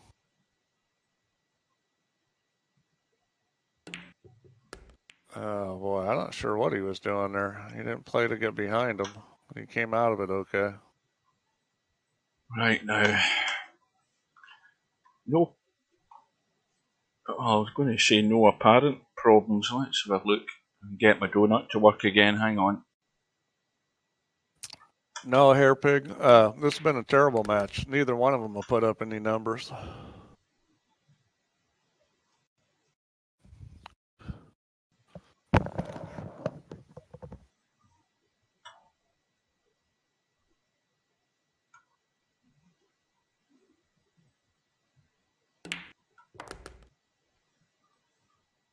Well, that, if I can try to get this donut to work, it's working again. The 8 ball is too tight past the 3, but the 3 clearly goes from this side. Yeah, well, you know, it's been the same thing this whole rack of him having trouble getting to the balls.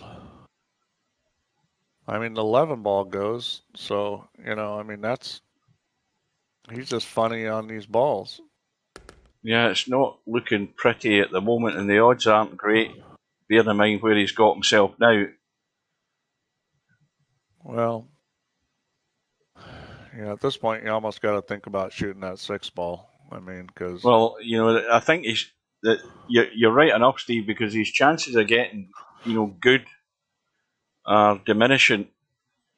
Well, he can play for the 6 ball here, but it gets rid of his bailout ball up table. I mean, I might just shoot the 6 ball right now, and because he's got to spread those things out. And he's trying to get better on the 6. Well, the only problem here is he could do one or two things stuck. here. He could try and get a hit on them, although he doesn't need to. He could come around behind the 3. If he goes too far, can he get on that 11? I think he can just get on the 11 if he goes too far. I think that's a good idea, Hugh. I would probably try to come around and get on the 3 or 11. So he's gone for the hit, and he's going to end up with nothing. Well, especially straight in as he was, that was risky. Yeah. He should have come around and shot the 3 or the 11 ball. He's dead in the water. unless he cuts that 8 or banks it. Yeah, because when you have two balls like that, you come a little short or long, you've always got one you're going to get on. And both of those you could use to move balls. Well, he's going to have to shoot the combo with 11-14. Yeah, we would love to say you've missed a great match here, Pig, but you did the right thing coming in an hour and 21 minutes into it, because the first hour and 21 minutes has not been worth watching. This combo is perfect because 11 ball is going to come out as a break ball. He should be shooting a combo 11-14 on the side and just roll forward, and he's got the 3 ball. Yeah, he's going to have to make it, though. And the 11 ball becomes a break ball. He's got to put a little bit of speed on it to get out of the rack. Well, he's looking for a safety back over where he is at the moment, I think. I don't think is he playing the 8 as a pot? Yeah, boy, I'd rather play the combo, especially because it makes a break ball. Well, if he's going to try and get back behind these balls, he's going to have to make sure he keeps the 8 ball covered, and then he's went for the pot. Yeah, well, I mean, at least he played pretty good position on the 3, although right now that hurts him since he missed it. But yeah, it's been a real struggle for Bedhead. Let's see if Stubb can figure out how to get a break ball out of this. I mean, both the 8 and 3 both have their issues. Could you not just get a little brush in the 3? Yeah, a little brush in the 3.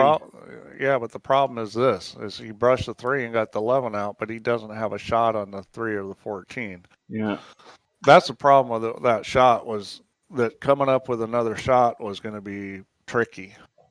So, now he's going to try to bump the 14 over, which he's got. He can bump the 14 over and shoot the 3. And, he does everything right except for making the ball.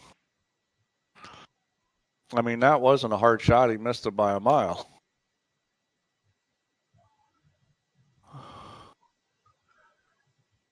Well, here we go again. It's like...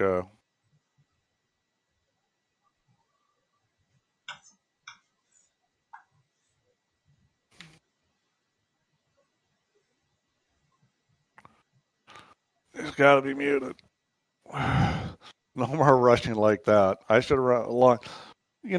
He's totally out of his game because he's trying to learn how to play straight pool on the fly, and that's not going to happen. He'd be better off just not thinking about it so much and hitting the balls.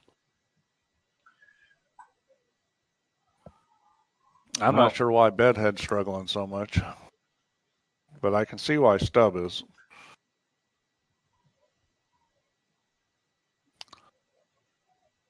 Well, something's got to happen soon. I would be going above the side pocket here. Yeah, he's way too far. Yeah. Well, you got to hit that easier or harder, but I mean, this is okay. I mean, the thing about this shot is, if you shoot this shot a lot and play straight pool a lot, you will get pretty good at it. If you have not played a lot of straight pool, this shot really is a shitty looking shot. Yeah, this is not what I would fancy taking on, and it's always going to be the overcut. And Bedhead now is, I think he's at the point of no return. Stubb's going to be over the 100 this time. I mean, it's, you just gotta play the game more. You gotta learn to love it. I mean, especially with old timers, they would get that. They would purposely shoot that me, shot. What a shot that was! Yeah, obviously he doesn't like being jacked up over a ball. A lot easier here than in real life, I can tell you that. Wait a minute, where am I going? Hang on, wrong button. We'll get there eventually. Uh-oh.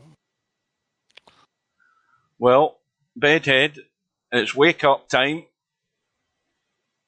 Yeah, I mean, now is the time to wake up. Stubb just dogging his brains out. He should be able to do something here. I think I did Bedhead a favour there, saying Stubb should be over the 3 figures, and he's duffed it up.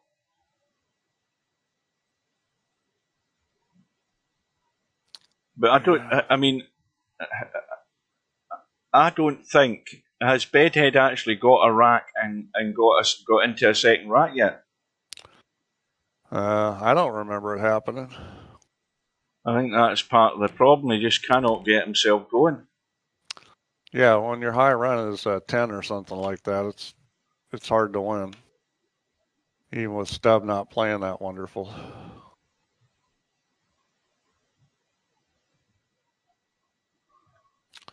Well, he's got to be a little careful here if he's going to go into the rack, because that 13 is blocking a 15. Yeah, he shouldn't be going into the rack with a 6 anyways. If he's going to go in, it should be off the 12 ball. Yeah, he's going to do it this time. So you kind of got to pick how you're going to go into this. I would probably be shooting at the 5 and hitting it with speed. I think if he hits it with speed, he's going to come up with a shot.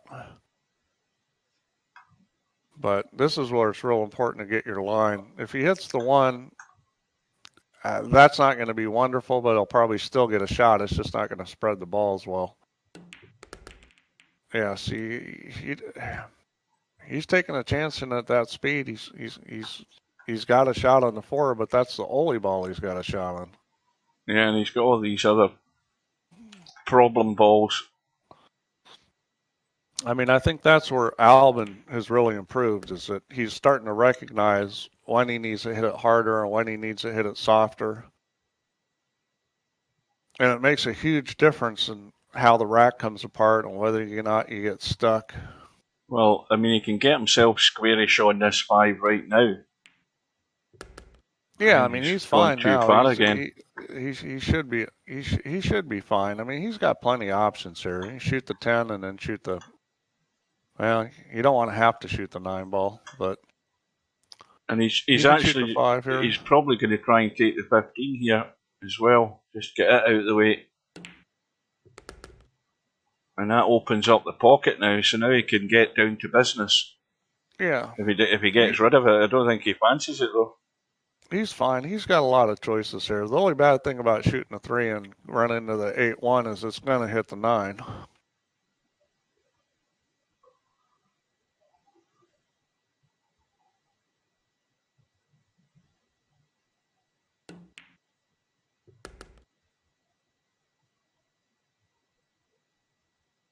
Well, it's a roll. Carry on, Steve. If he can get pretty straight on this 3, then he can just rub the 8 and try to separate a little bit. He doesn't need to move that ball a lot to have shots. It's either that or he's going to have to go behind him. Like this angle, he can rub that 8 ball a little. He's just got to decide how he's going to do it, because there's no guarantees coming up with a shot on the 8 or 1, so he needs to be thinking about playing for a shot on the 15. Now, he's going to back up into this. I don't think he's going to hit it hard. If he does, he's going to lose his break ball.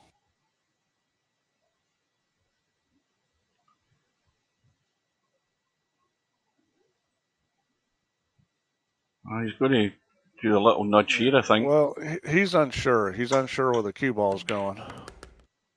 Okay, and that was well played. That's the kind of shot he wanted to shoot. And there was a chance that 9-1 was going to lock up, and it did. Yeah, I think the 9 goes. The 9 goes, I think. Well, he can shoot the 9, but the 1's no good as a break ball. I mean, that was a chance that was going to happen, shooting that shot. Then again, the more I look at it, the more I'm thinking. Well, as you say, the 9's not in the pack though. I mean, it's still tight to the pack, but it's still not the 9, the 1. He can shoot the 1 in the side pocket if he wants. I mean, he's just, he's created a problem. I think he can solve it right here. Now, you got to be real careful here, because you try to bump this easy to preserve your 9-ball break ball, you could end up stuck on the 1. You got to be real careful here. You either got to kind of soft draw it and kind of brush that 1, or you got to hit it into the 1 with a little speed and then use the 1 as a break ball. Yeah, I think it looks like he's running into them. And you said it, Steve. You said it. Well, I've done that so many times, in real life that I know that trap. He either had the soft draw, so he got up on top of the 1, or he had to hit that with speed and then, try to play for the 1 as a break ball. Yeah, I think he should have, he should have seen that coming at that pace. Well, I mean, he should have recognized if he's going to hit at that pace, he has to draw it and get up on top of the one ball, so the cue ball separates to the top, and he can shoot the 11. Well, he didn't get the one ball to the top rail, which is what he tried, but anyway, he was still leaving the 11 on. Yeah, I mean, this is actually sitting okay because the 9 ball is a reasonable break ball. He needs to go forward with this, which he did. And this has been Bedhead's contributions all night. It's been, 10, 11, 12, and a lot less than that most of the time. Well, Stubbs got himself funny on this one ball. That is not where he wanted to be. Yep, bolt straight.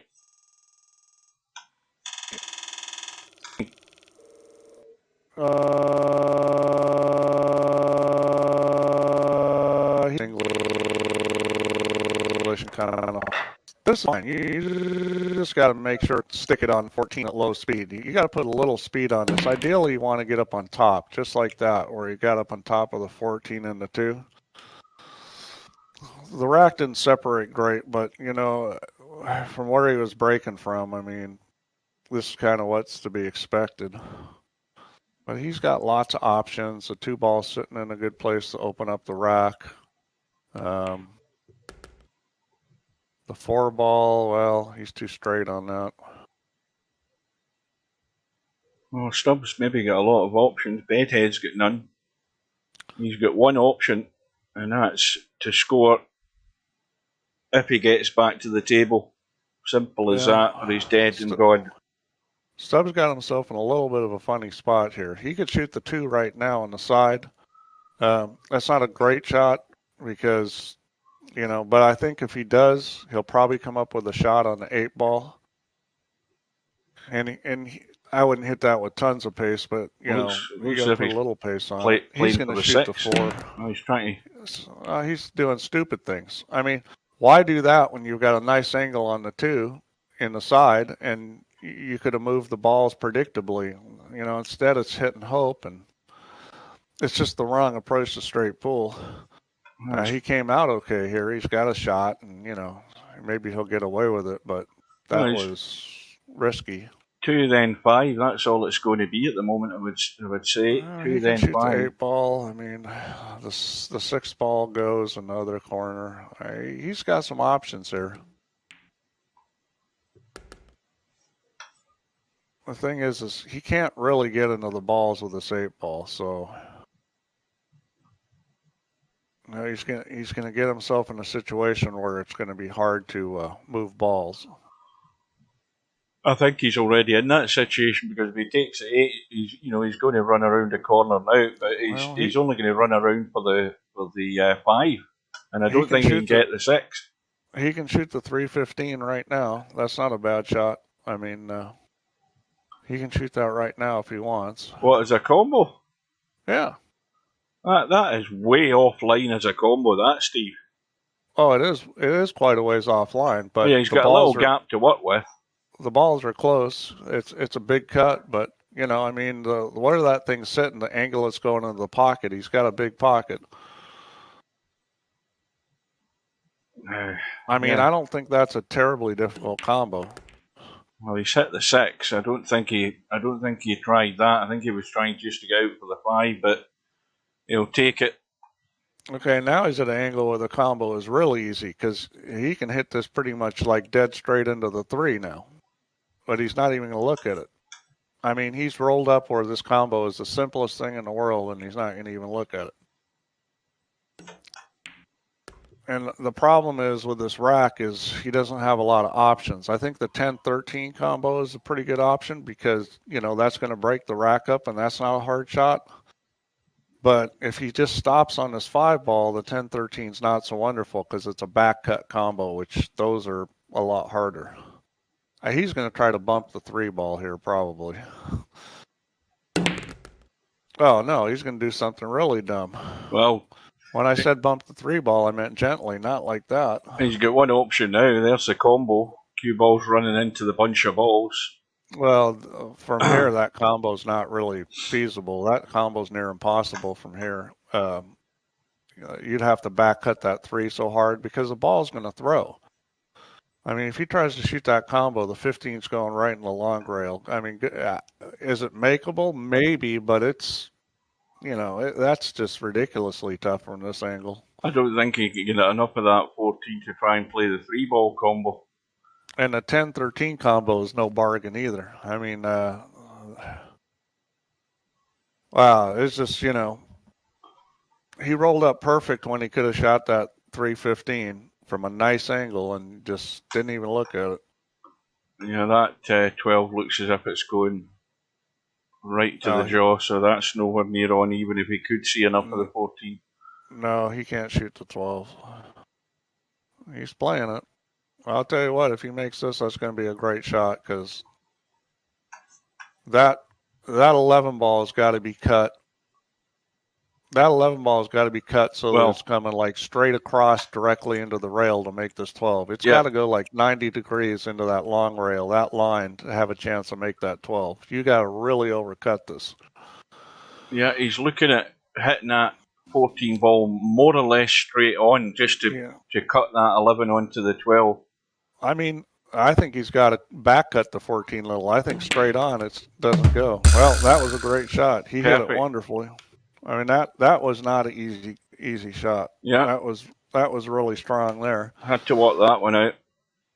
I don't think it should have had to get to that point, but he came through with it. I mean, that was a heck of a shot. What's Frat's going on about? 9-ball, go you broadcaster again, admin, fix Karen ball table. It's like the guy speaks of mysteries. The other day he comes in and says, you're a bad developer. Fix it. It's like, fix what?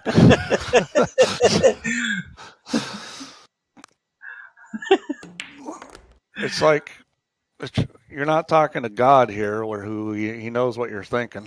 Oh, that's what I meant to say, Steve. If you get enough time and you've got nothing else to do for like 10 minutes, go on to the Black Ball tournament page and have a look at the comments. You'll see that your old friend Juan was on there having a good rant. There's 10 minutes worth of reading on there. Wanwa? Fan. Wanwa. The Italian guy. He's had a good rant on the tournament page in the comments.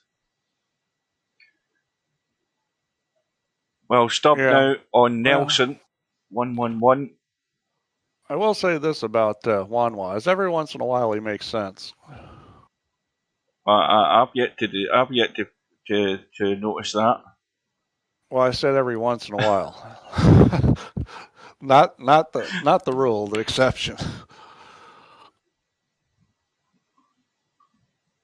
Well, this is I think he can shoot the 15 ball here, but he's the problem is that I think you need to see, he's trying to shoot this with left English. I don't think that's going to work.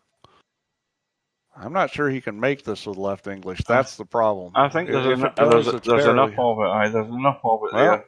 Yeah. Obviously there was, because I didn't see that, but he made it. Well, I wonder how Bedhead's thinking now. I mean, is he thinking he's dead and buried? Or is he thinking, give me a chance? Well, give me one more go. This is not easy getting on this 10 ball because he needs to be on the rail or very close to it. He's going to have to go back and forth, and this is a tough shot to get good on the 10.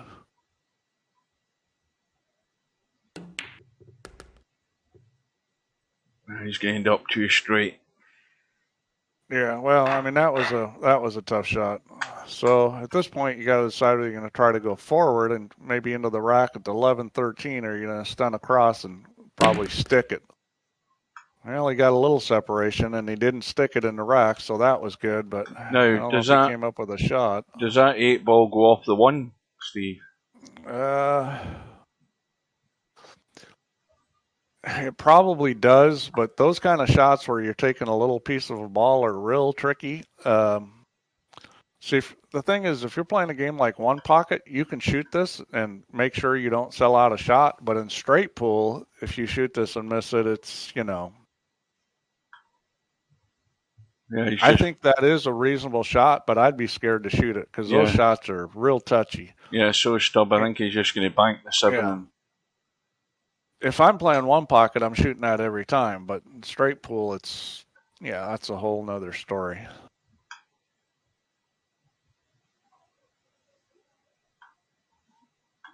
Yeah, he's not even looking at it, so he's just going to duck for cover here. Yeah, this is...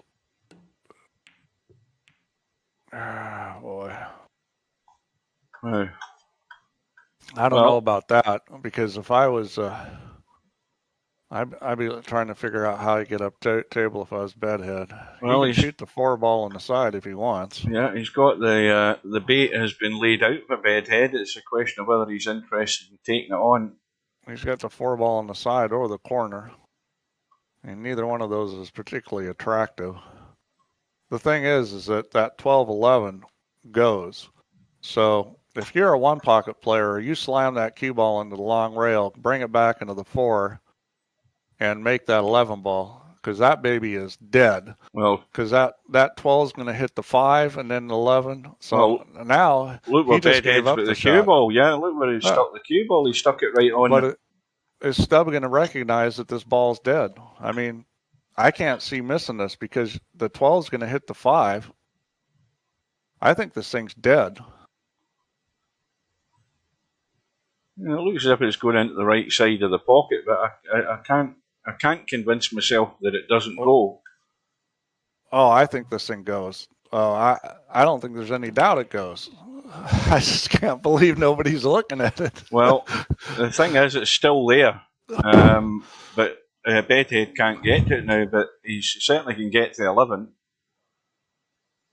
Yeah, well, I mean, the 11 ball is a pretty good shot. But neither of the two of them had their eye on it. Yeah, it's just missing obvious chances to the thing is they probably didn't even look at it. I can understand looking at it and going, well, I'm not sure, I don't want to risk it, but I doubt they even looked at it. Well, again, these racks aren't, he's coming to the table and nothing is inviting here at the moment. I mean, he's got a combo that's easy enough to make on this short rail. He can cut the 8. That's not a problem.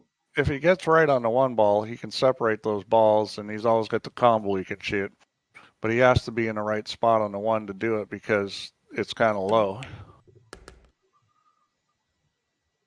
Well, Bedhead's first target, and it's a big target, is getting to 3 figures.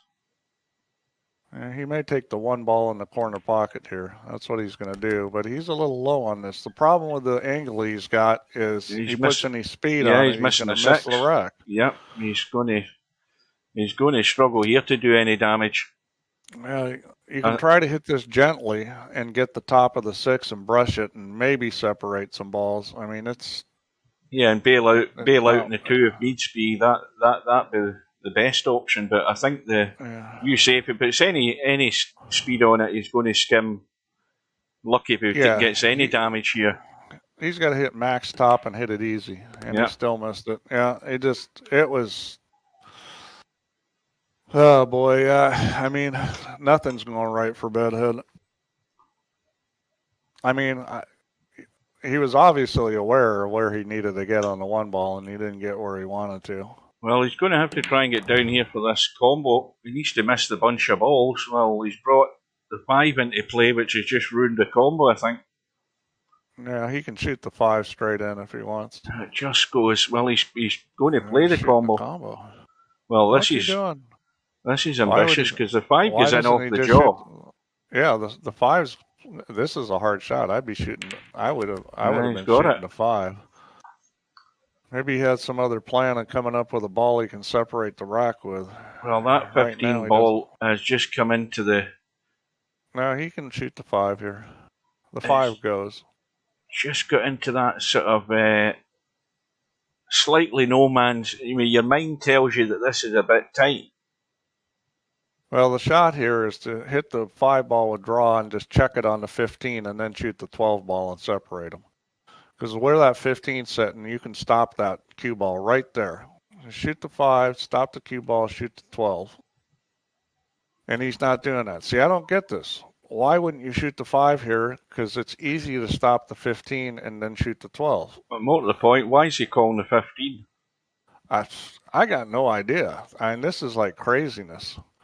I think Bedhead is just Bedhead totally lost it here. Bedhead's a bit like me. He's not convinced if he can get to the 5 enough. I mean, you could tweak it around the 15 if you thought that. Yeah, that 5 ball goes, because when you're hitting a ball with draw in English, it's going to throw more. Well, when you've got a little draw on it, and he definitely could have shot that 5 ball. Well, I don't know what he did there, and whether I haven't a clue, because obviously he's played no safety.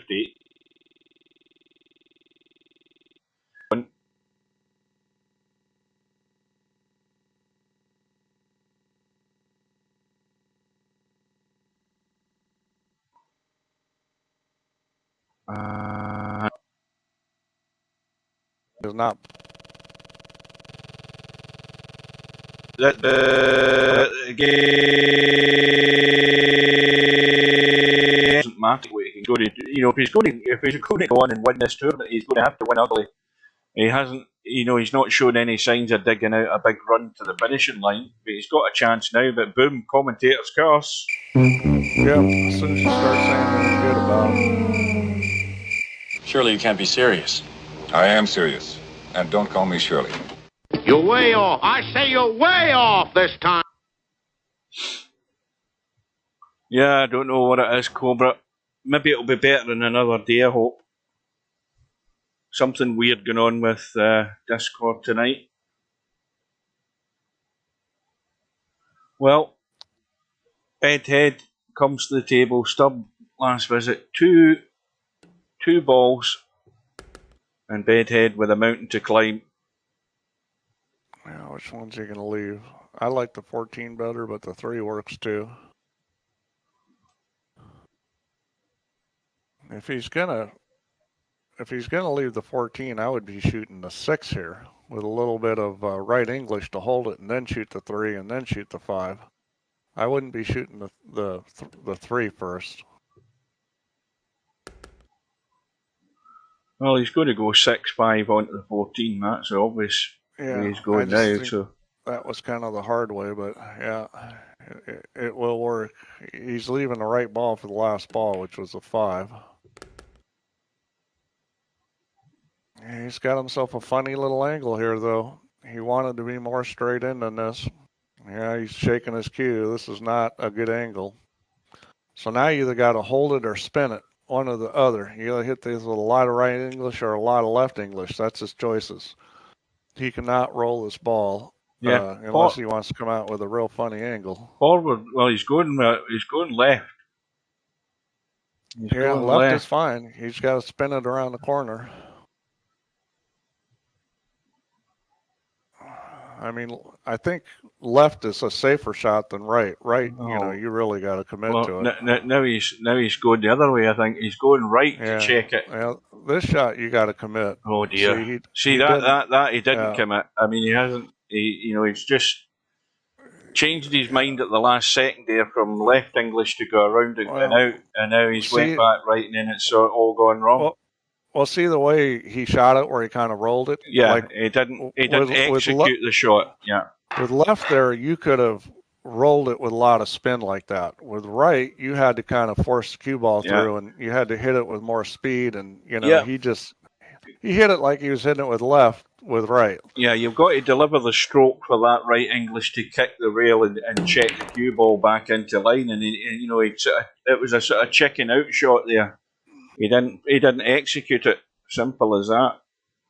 Well, that was a pretty good break shot. Rack didn't separate all that great, but it's kind of what he had. Well, if he would have hit it easier, he would have gotten into the rack more, but less speed doesn't separate it either. I mean, that was just sort of the way that shot was.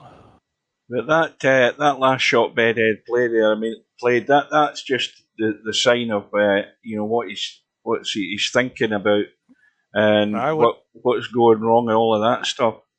I wouldn't be shooting this. I'd be shooting an 8-ball with a little draw and right, and coming over and shooting a 7-ball. Use a little right English to check it, and then use 7-ball and come up into the rack and split it, and then you've got the 13 or the 9 you're going to shoot next.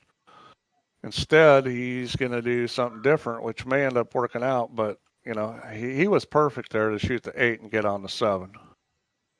I don't know if any of you guys ever play that kind of shot, but that 8-ball with a little bit of kind of like stun and right English, inside English, so that it kills when it gets over to the end rail.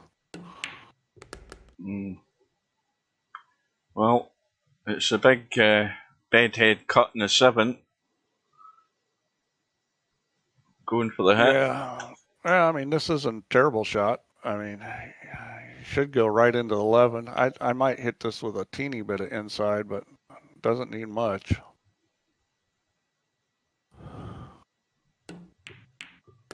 Yeah, that's opened him nice. Yep, he hit that perfect. Well, stop heading for the finishing line now, I think. Yeah, we'll see. I think Bedhead's going to get back to the table. Stubb hasn't shown me anything like he's going to be able to run out from here.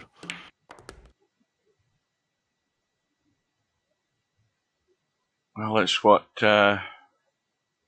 51-point lead.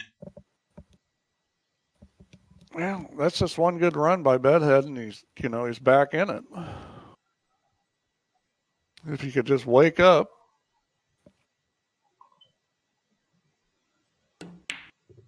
Oh, well. I don't know what Stubb was thinking there, but he missed that by, half a diamond. You know what I learned, though? That's the second one of those he's missed badly, being up over a ball. I don't think Stubb shoots well being over balls, because that's the second one of those kind of shots that really was not a shot you should miss. That he not only missed it, but he missed it by a mile. I don't think he likes that shot. Yeah, there's an easy solution though. Use the W key. Keep telling people, use the W key and use the shaft of the Q as the aim. That's how you cheat in VP4. You use the step back and the W, jack up the Q and have a look at the line and use the shaft. There's a reason why that W key is in there. Yeah. Well, he's just got to figure out how to deal with this 5/8. The rest of it's pretty simple.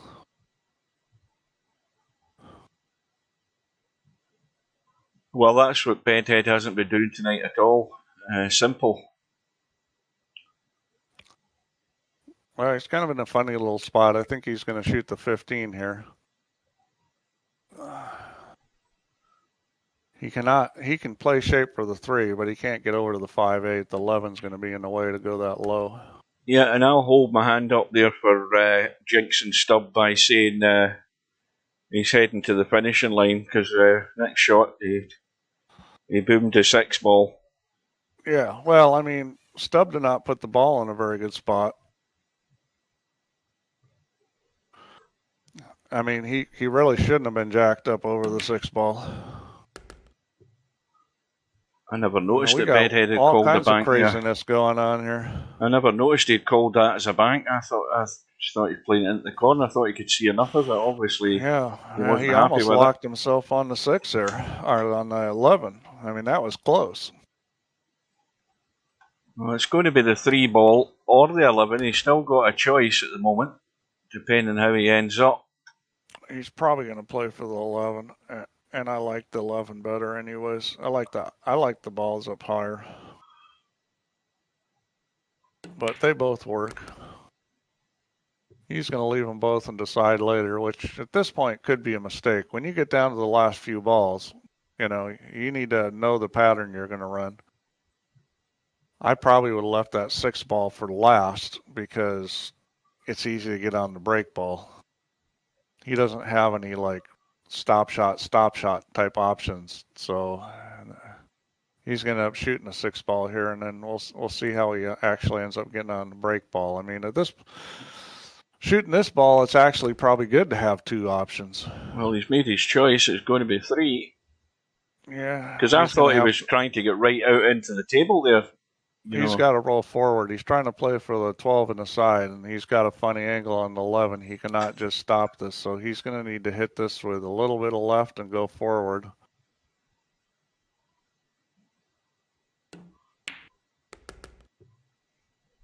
And he played it well. I mean, this one you can just roll. I mean, you can try to stun draw it. I mean, it just depends on. I think when they're this close to the rack, it's better not to have too much angle. That'll do it. That's what he did, just a little draw. And that's sitting pretty good. This is coming in right in between the 2 and the 13. You don't have to crank the draw, but you got to put some on it. Yep, that was perfect.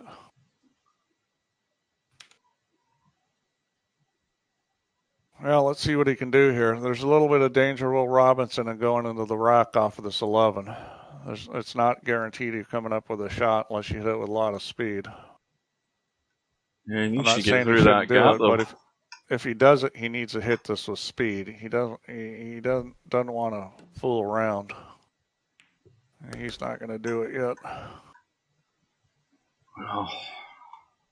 Can you see the 10? Yes, he can. Yeah, he can't really move the rack much from here if he decides to go in it from the 10. I mean, because the 13 and the 1 are too separated. Yeah. He went into the 1 really hard, but that's the kind of shot I don't like, trying to break the rack from that 10 ball. And that 14's dead in the side, Steve. That's dead off the 6 and the 15.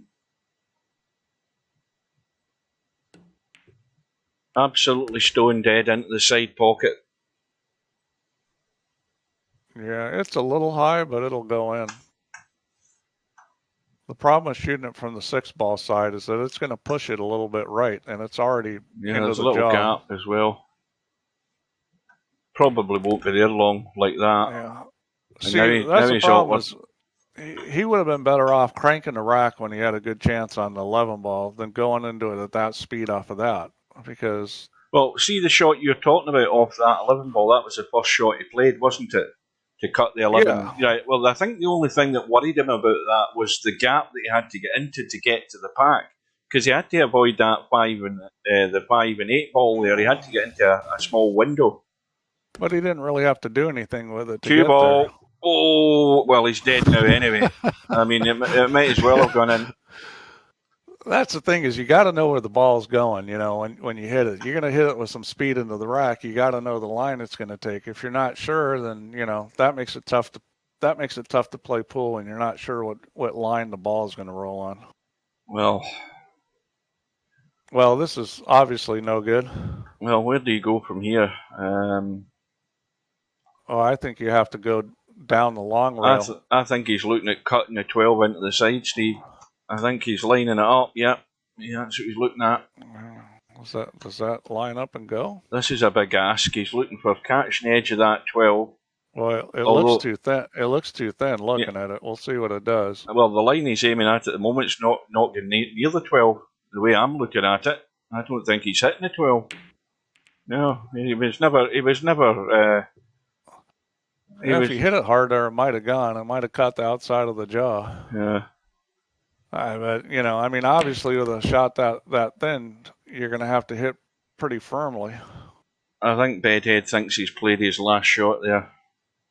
Well, I'm sure Bedhead's very frustrated at how this has gone. Well, it's the scenario that had to be in order for Stubb to get through this. If it had gone the way it went in most of the matches for Bedhead in this one-loss side, then the match would have been over. Well, this is why you play the match, because nothing's guaranteed. The favorite doesn't have to win. And,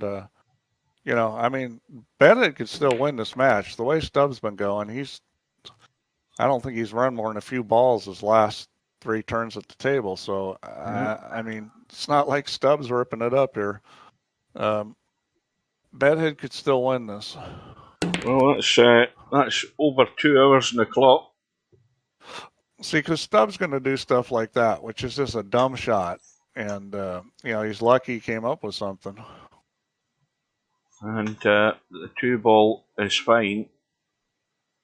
Yeah, he can go 14-2. You know, getting an angle on the 2 to separate those is going to be tricky. I mean, he's a bit straight in this 14. That's the problem there.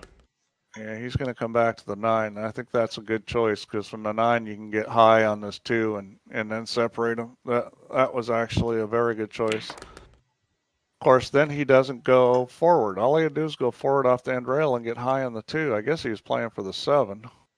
7 and then around the corner and up the table. Yeah, He might be too straight for that as well. The 7 wasn't as good as the 2, but it would have been okay, but he got straight in on it. Wow. Well, now it's the 6 into the side. That was the old 2-ball first shot there. Yeah. Yeah, I mean, this is going downhill fast there for Stubb. He's going to do the same thing he's done the last few times at the table. Run 3 or 4 and miss. I mean, he should be able to make this shot. I mean, it's not guaranteed, but it's not a terribly difficult shot. Just, you know, tweak this thing. That's tweak it a wee bit left. So that makes the shot a lot more difficult when you have to start putting a wee bit of English just to get the line of the cue ball to where you want it. But anyway, well, it continues. You know, Stubb getting a run of 4. Yeah. I mean, has anybody run more than a few balls in the last ump turns? No. I mean, that 7 that was, and Bedhead's, and this is Bedhead's third last chance saloon he's been in. I mean, he's got to shoot the 2 here. Shoot the 2 and draw it back, and then play the 6 as a break ball in a side pocket. I don't see doing anything else besides that. Shoot the 2, draw it back, leave yourself an angle on the 6 in the side pocket. And I think that's what he's going to do. Yep. Okay, so this is sitting real good. You're going to go straight into that 2, just hit this with stun. Well, this is a rarity, Steve. This is got a side pocket. This is something you don't see in VP4. Look at the way they've opened. Yeah, he didn't hit it with stun, which I didn't like, but it ended up okay. I think that was a good opportunity to stun it because the cue ball was going to separate. I think Stubb just copy and pasting the same stuff he said an hour ago. Anyway, Bedhead, I hope for his sake he's not paying any attention to any chat and gets down to business. Because this is where he has to make hay while the sun shines. The balls are there. They're all his. Can he get them? And can he get to another rack is the big question. Because this is where he has to do it. It's kind of a now or never time, isn't it? Oh yeah, this is definitely the last chance saloon. Stubb's only, 19 away? And Stubb will need another 3 visits to get that. So Bedhead needs to look at the bright side. Stubb's, I don't think, going to be able to get 19 balls in 1 visit. Yeah. Nobody has.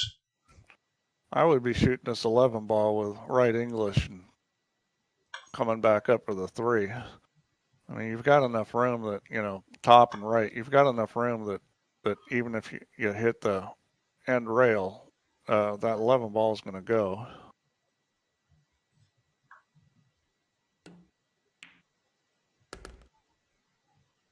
Wow. The assumption is he's working around those 2. Well, he's working around those 3 balls: the 1, the 5, and the 8. 13's in the pack, so these are the balls that presumably he's looking to avoid running into.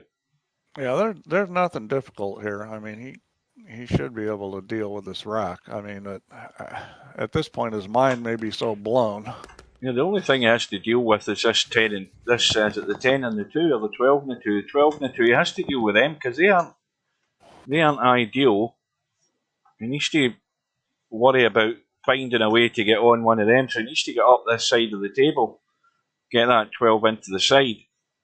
Yeah, well, the 12 ball goes easily in the side. I mean, this is the kind of rack he actually needs, is something to get him going. You know, it's an easy rack. There's nothing real difficult. Yeah, he's got up there.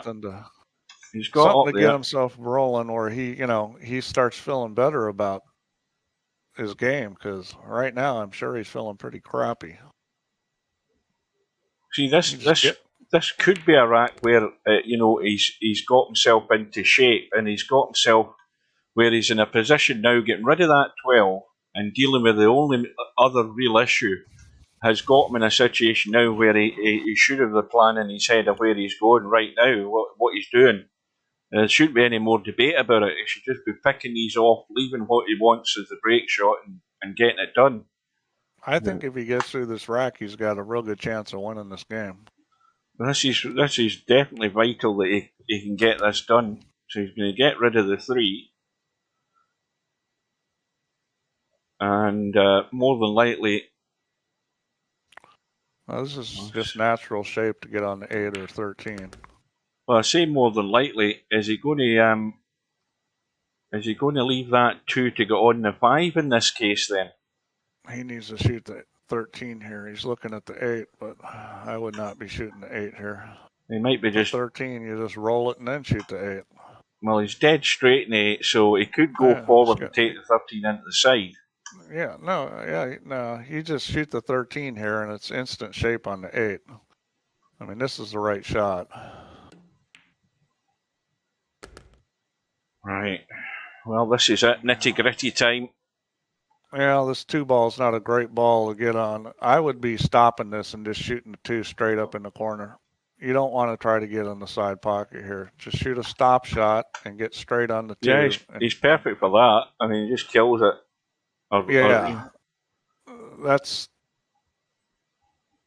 That's what I'd be looking at doing. If you try to get real good on in the side pocket, you could be. Oh, he's digging. Yeah, he's just killing it. Yeah. That's the right shot there. Because now he can just shoot a stop shot, and he's fine on this 5 ball. Well, the good news for anybody in Bedhead's corner is that he's now into 3 figures, so the scoreboard doesn't look quite as ugly to him. And this is the vital shot of the match for Bedhead right now. He needs to draw this some. He's far enough away from the rack that, he doesn't have to really crank the draw. And that was well played. So I think the fact that he got through that easy rack might give him a little better feeling, and he might just run out and win this game. Yeah, it's just a pity it took him 2 hours and 8 minutes to get there. That 8 ball's good as a nudge, but he's also got I was going to say a combo, but it's not really. He's not comfortable, and he's thinking a lot, and it's hard to play like that.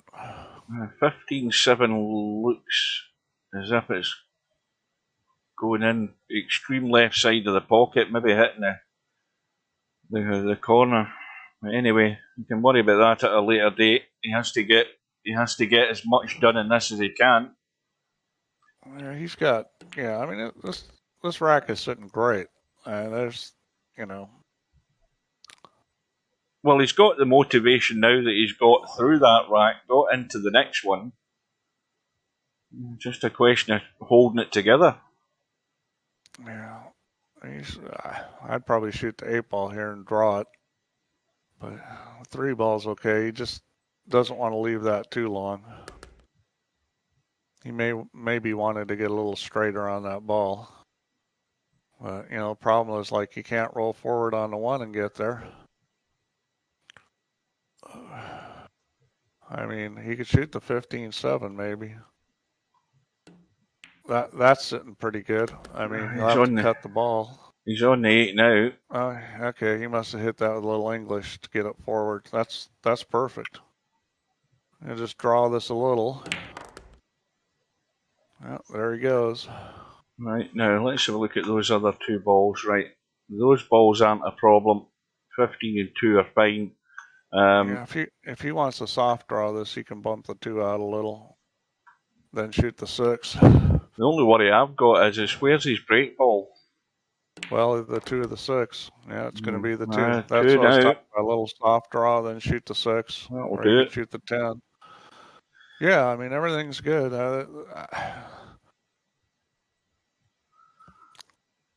I mean, Ole balls, you got to think about getting to the 7 and the 14. A quick reminder to anybody who's maybe just joined this stream for the first time, this is the semi-final match, if you want to call it that, the one-loss side final in the 2022 Virtual Pool 4 Straight Pool World Championships, race to 150. We've got Stubb from the USA and Bedhead from Sweden, and the winner of this match will go through to play Albinario from Sweden in the final, in a race to 300 in the not too distant future. And now we're in a situation where we now don't know who the winner of this match is going to be yet, because it's all in Bedhead's hands. That 12 ball, let's have a quick look. I think it's off the reel. That's comfortable.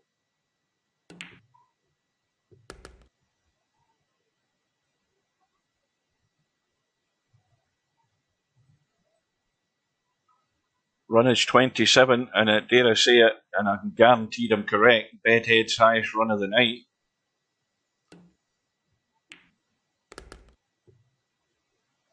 So 15 into the side, little jab back off this 12 ball by the look of it. I don't think he's going to try and run around the corner over to the left side of the 2. I think he's just going to jab this in.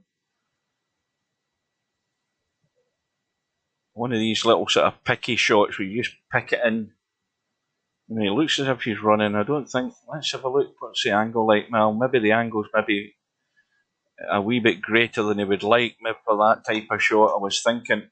That's maybe why he's worried about that. If that was a little shallower angle, he could have just jabbed that 12 in and get the cue ball out.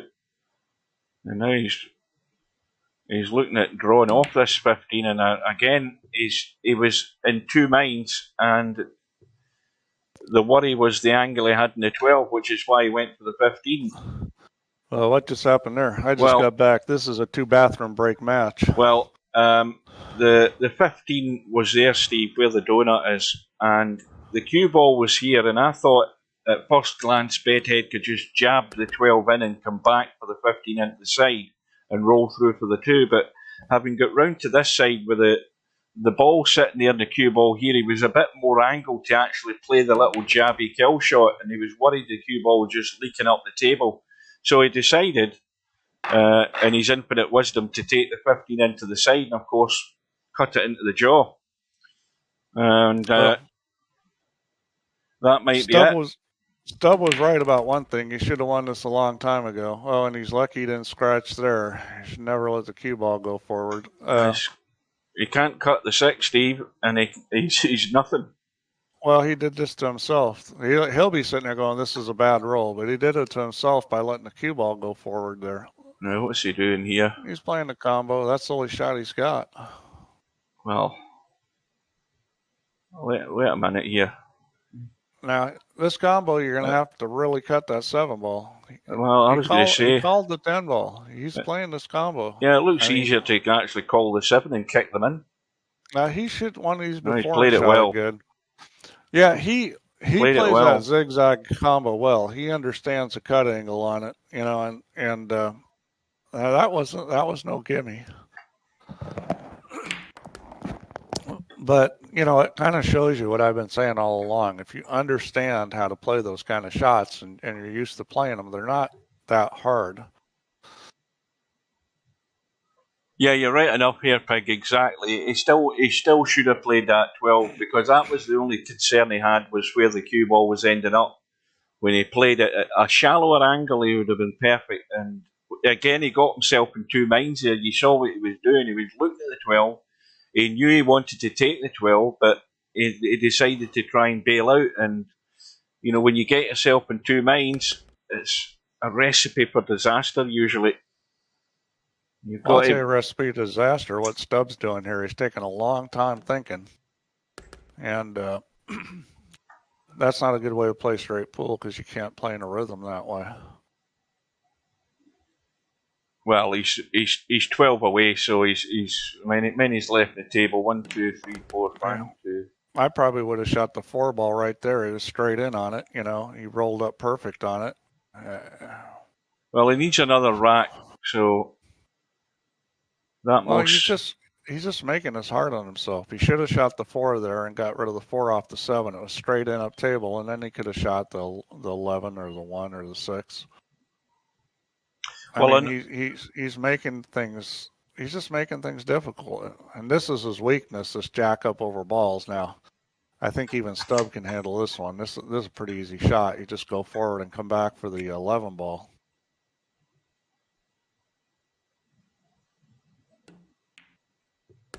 Well, he didn't choose to do that. He's going to shoot the 9 up table, I guess, or the 12. That's fine too.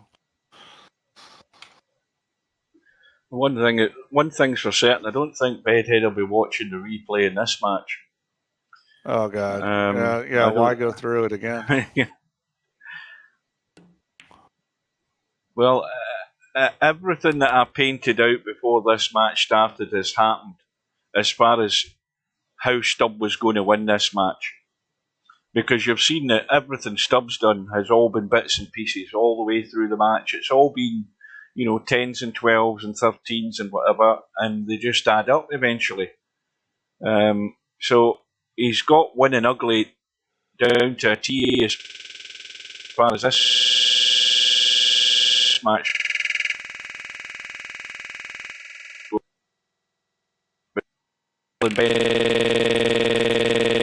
Gets He's got to get on it.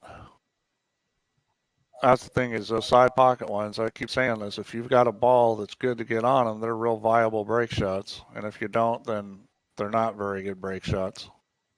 Yeah, you could also break using a 15 ball. That's sitting in a good spot to break. It's a little low, but it's doable.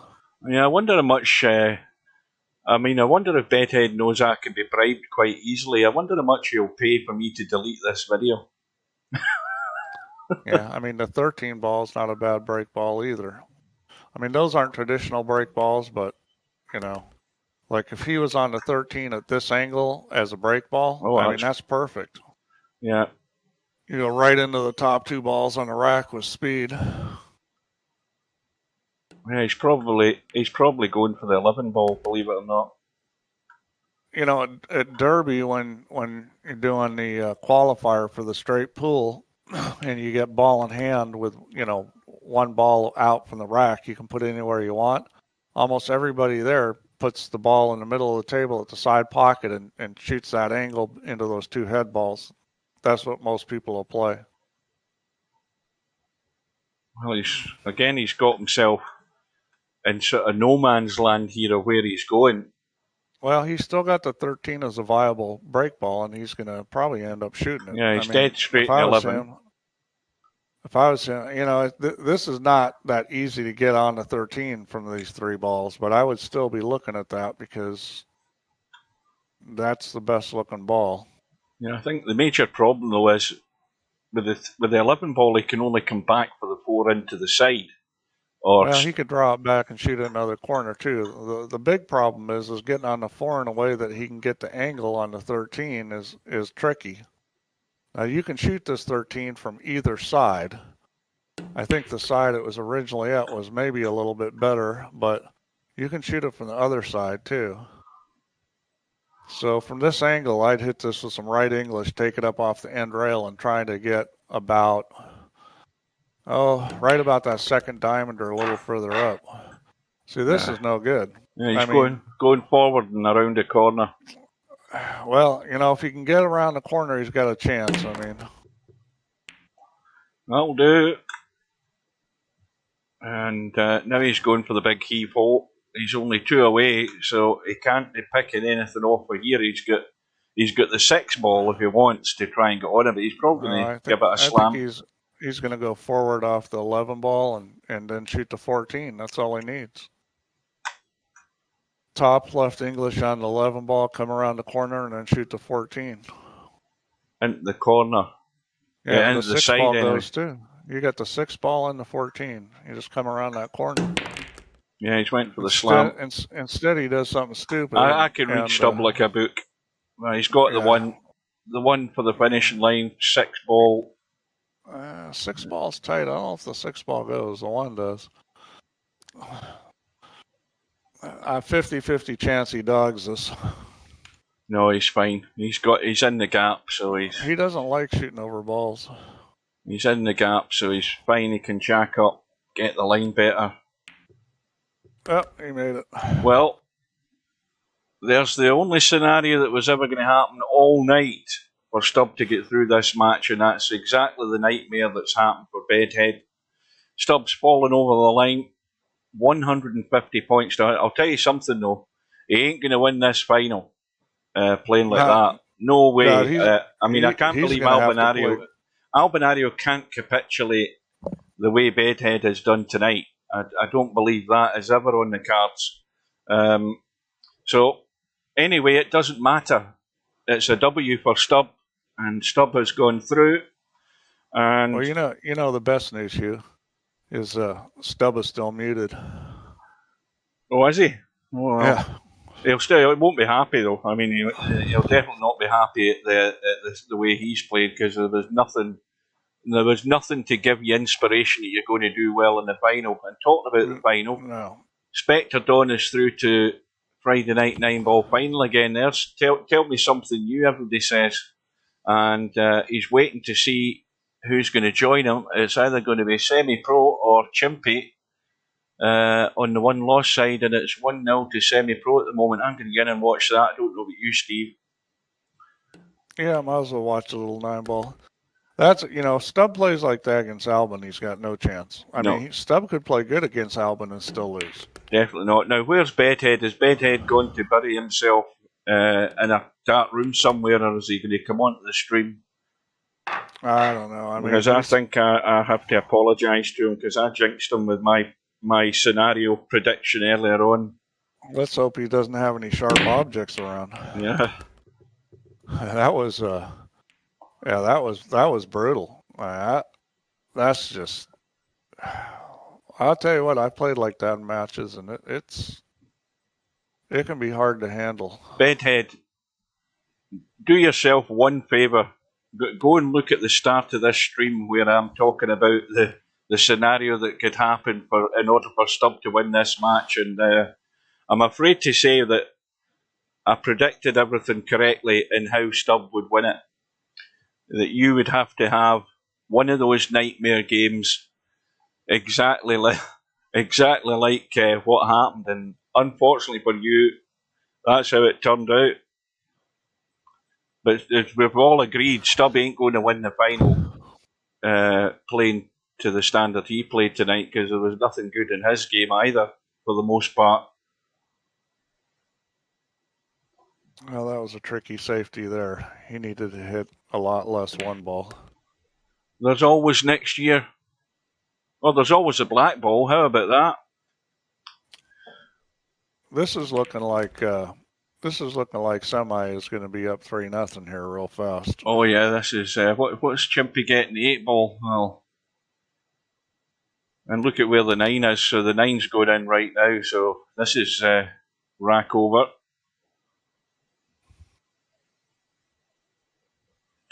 And Friday night 9-ball's moving very rapid. I mean, was it a full house tonight? I don't think it was. How many did we have? We had 14, I think, at the last count. I think we got a full house. Yeah, we did. There's another full house this week, but it's gone rapidly tonight. I mean, it's usually at this stage another hour into the night before we're even near the final. So it's been rushing along at a good pace. Did he cut break that? I don't think he did. I'll tell you what, cut break is probably a pretty good break in virtual pool. I'm not sure how many players are using it, but. Yep, that's exactly it, Bedhead. I mean, it was the only way Stubb was going to win it. Let's be honest. You had to capitulate and let him just put his little scores together, and you never get into the game at all. We thought you had a chance there when you finally got a rack and broke into the next rack, and then you got awkward in that little 12-ball in the bottom rail. I know what you were wanting to do with that 12-ball, but when I looked at the angle, it wasn't really on, and that's why you decided to take the whatever ball it was into the side pocket. You had a chance at that point. We thought you were going for the big finale. It wasn't to be. Well, this match is over. Oh no, it isn't. Chimpy's at the table. What the hell did, what did Semi-Pro do there? He dogged it. I mean, I thought this was all over bar the shouting, this rack. Yeah, he dogged the one ball, and it wasn't close to going in.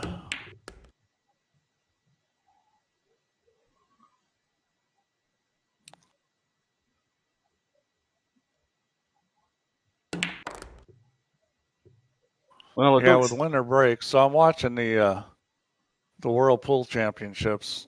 I'm watching Dennis Okoye play Shane. Or no, it wasn't in the World Pool Championships. The US Open, was it? No, I think they were just gambling. I think they were playing a long race, like race to 120 or something. But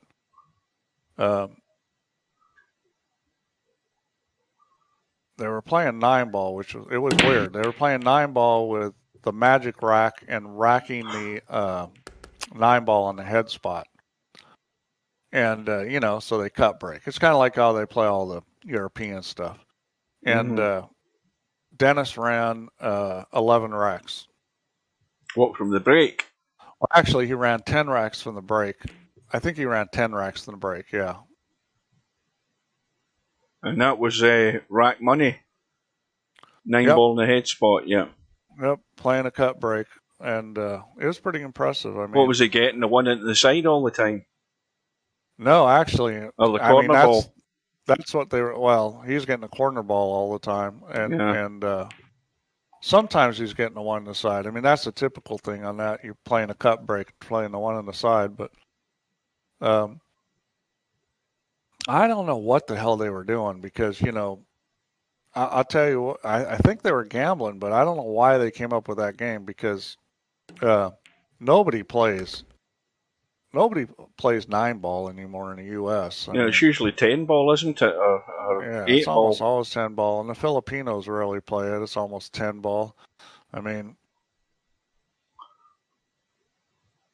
but I was watching the World Championships, watching Josh Filler play in Naoki Oi, and it's just, I don't know what Matchroom Sports is doing. It's kind of a joke because it's like these are the best players in the world, and they got them playing 9-ball, and it's like I mean, it becomes a breaking contest really. Is who's gonna break good because they're gonna run out every time. Mm-hmm. Stubb, you ain't going to win the final. That's it in a nutshell. I think your highest run was about 14 or something in that match. In fact, that's a good point. Who's at the table now? Well, Semi-Pro should be out here as long as he doesn't hook himself behind the 8, which he shouldn't. Yeah, there should be no way he hooks himself here. Now, how do I get to... what I want to do is look at the start. He's going to hook himself, Steve. Commentator's curse. Da-da-da. Well, that's just not smart. You got to play that either low or high. Yeah, you got to be here. He's got it. Too perfect. I didn't think he could get it. Yeah, he got it. Anyway, so not Stubb. Semi-Pro is going to go through here. Let's have a look. See if I can find this. The stats for that match, because that's going to be horrible reading if I can find it. Where are we? Now, what do I do to get the stats, Steve? Stats up at the top. Oh, you're trying to get the stats just for that event? Yeah, for the match that just got played. You just got there. We'll join the final in a minute. Right, so we're looking for real, and then you start deleting letters and it'll find them. See, I've worked out how this search thing works. Now, there's Real Poland Power 1 and 2. That's Stubb, isn't it, that one? And then Bedhead. Bed, H-E-A, and then start deleting them, and then it finds them. There you go. That's the way. Oh, and then I went and deleted the whole bloody thing. Hang on. There you go. There it is. Right, now. Go. Right, so, what have we got? straight pull stats. The highest run in the match was Bedhead's 28 and Stubbs was 25. And the average run was 12.5 by Stubb and 8 by Bedhead. And the points per turn, Stubb had the higher points per turn. And other than that, there's not an awful lot to take from that. Other than it was pretty poor. It was pretty sad. Yeah. So, we've got a Friday night 9-ball final. And, I mean, this is an hour and a half earlier than normal. So it's whisked through tonight, if we can get to the bracket again. So it's Spectre Dawn against Semi-Pro in the final. There's that weird bug on the bracket again, Steve. Look at Spectre Dawn's name. He's got 12079 after his name, and then it clears up. I don't know why it does that. Yeah, it's just a bad uninitialized score for some reason. Right, race to 9. I think they must be lagging off. So, you know that we had our time change already. Was your clock's gone? Yeah, this match was 3 p.m. for me today instead of 2, because we moved up last Sunday. We moved up an hour. I wonder when this change does go forward. I don't know whether it's you've got my work. Who sent me a message on WhatsApp? Let me have a look at my phone.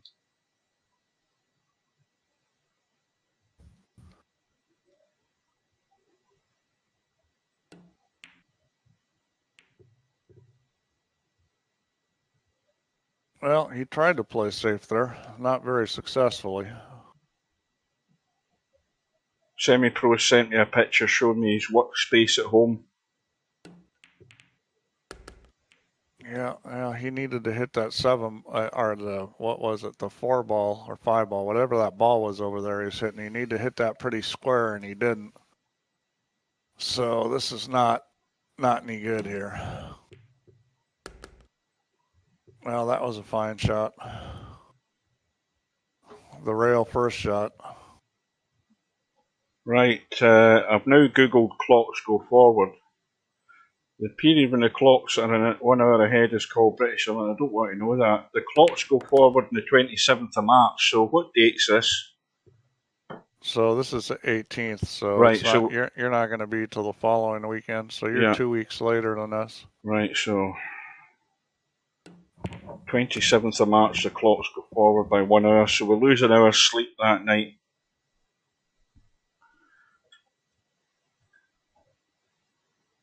Stubb says, I'll loosen up like in challenge. No, there's not. It's not a case of loosen up, Stubb. You can be as loose as you want. He says he'll run 150 ball, 100 plus. He'll run 100 plus in the final. Yeah. Well, if ever you're going to do it, that's the time to do it. I'll give you that. I'll at least give you that prediction if you're going to do it. Bet against that. But there's a slim to zero chance of that happening. Hey, judging by the way you played that match, you'll be lucky if you run 40. Yeah. I mean, what was that? I mean, even Bedhead playing at his worst tonight was still at a higher run than you, Stubb. Now, what's that got to say about it? Yeah, I mean, you got to the table probably, 30 times? Maybe more than 30 times? Yeah. An awful lot of opportunities. But like we said, Albinario won't be breaking any sweat now that he's got you again, Stubb. Your shoe break off. In fact, here's a question to ask you, Stubb. What the hell are you trying with these break-off shots? Because Steve is puzzled. I haven't got a clue what you're up to, and I don't think you have either. But the first suggestion I would say is go into a room and practice a break-off shot for straight pull. Because I'm sure you can work something out.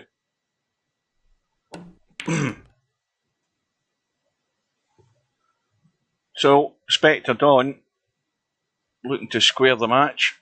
This is a scratch match, no handicap. Well, he's sitting pretty good for the bank here. If he doesn't like to shoot that, it's time to play safe. Oh no, he's going for the bank every day of the week, I would think. Yeah.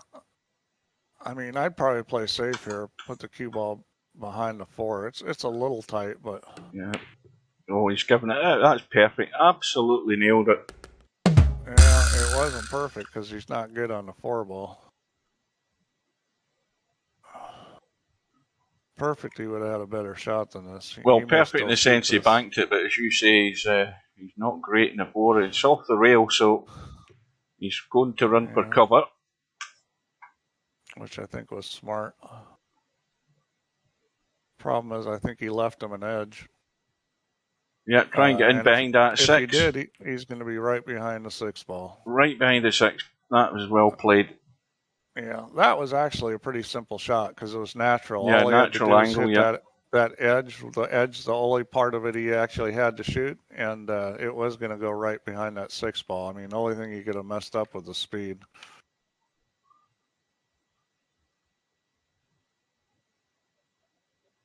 Yeah, this is no bargain. Well, that's one way to get it safe. Well, if he can play that shot every time, then. Well, this is an easy kick in. This 8's going in every day of the week, as long as he hits that 4 ball fairly thick. Yeah, he's just got to come up with a shot on the 4. That's the trick here. Making the 8 isn't tough. Well, and he managed to do it. The double kiss off the titty. Squeezes in past the 9. Yeah, he might just shoot the 9 here. Nope, he's going to go ahead. He didn't hit it. He should still be okay. Is there anybody still watching this? If there is the audio still dodgy? Nobody's mentioned anything for a while, so maybe it's recovered, or maybe they just resigned the fact that it was going to be pretty crap, the audio. I'll need to look at the video tomorrow and see what it sounds like, or hear what it sounded like.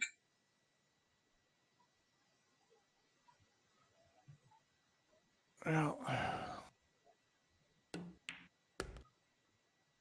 This is definitely going to be 2-0.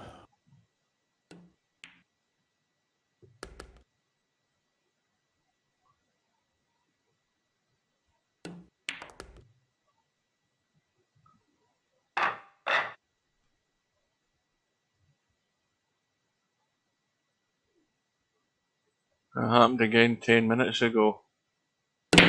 Yeah, it's strange. Maybe it's as far as I know, it's nothing on my end.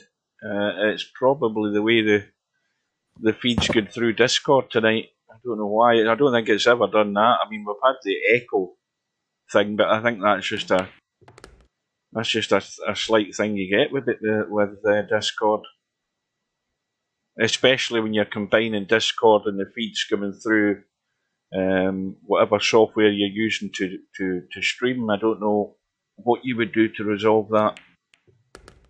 That was an interesting situation. I was wondering what he was going to do. Yeah, it looks like now he's going to have to bank the 3.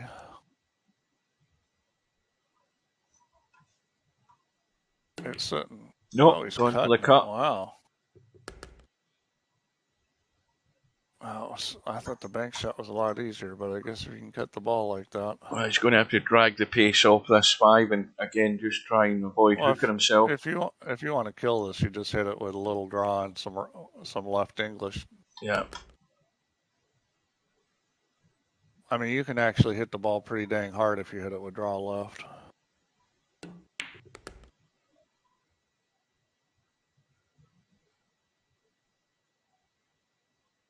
Well, I think semi-pro is only going to annoy Spectre Dawn. Spectre Dawn will be looking to kick in at some point.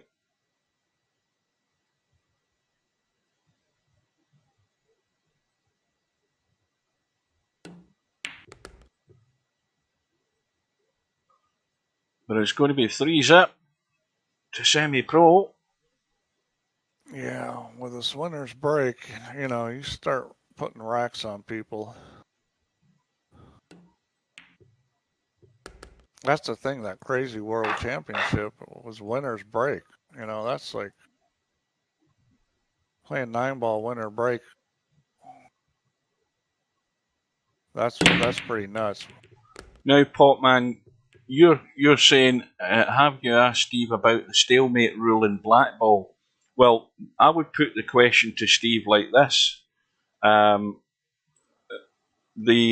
Popman and Mark Sharp were playing in a Black Ball tournament the other day, Steve. But to cut a long story short, my question is why is call a draw in VP4 Black Ball?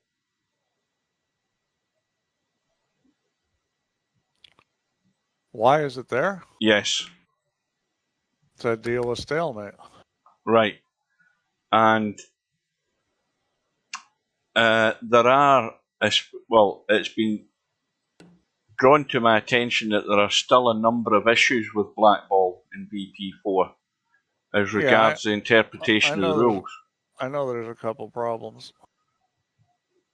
But the scenario that Popman and Mark Sharp had the other day is something that there is a possibility it could come up in this tournament. I don't remember the exact stalemate rule. I mean, I don't think draw completely satisfies it, but it's a reasonable way to go.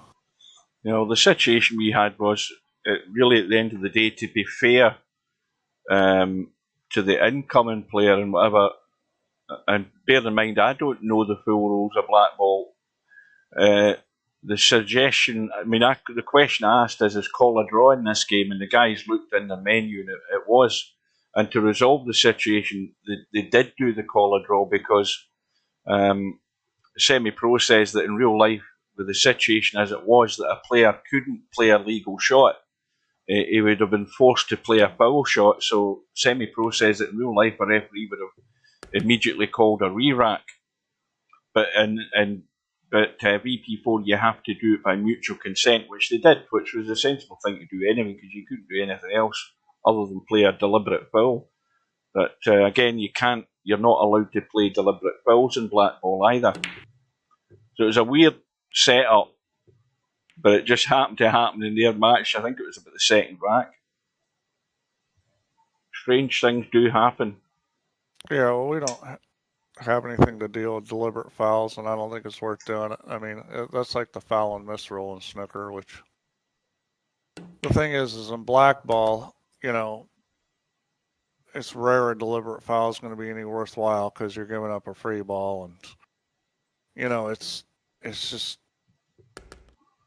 I could do something with it, but it's probably not worth it because as soon as I do it, I'll get a ton of arguments about people telling me, oh, you didn't implement the rules right, just like I did with foul and miss. And, you know, I mean, players just don't listen. I mean, I went through and I read the rules a billion times. I put in what I thought was the right interpretation, and players said, no, that's wrong, that's wrong, that's wrong. You're talking about how they do it on TV. And foul and missing snooker. Yeah, so then I went and I actually got the answer from Michaela Tab, and yeah, sure enough, I had done it the right way. Well, I don't think there's a problem the way it's done in VP4. Oh well, I got so much grief about that. You know, I don't want to go through it in Black Ball again for a rule that, you know, is really not very applicable. I mean, in snooker, you had to have foul and miss because if you don't have foul and miss in snooker, you know, that's a big deal. Not having a miss of rule of foul on purpose in Black Ball is, you know, that's got to almost never come up. It can't be a big part of the game.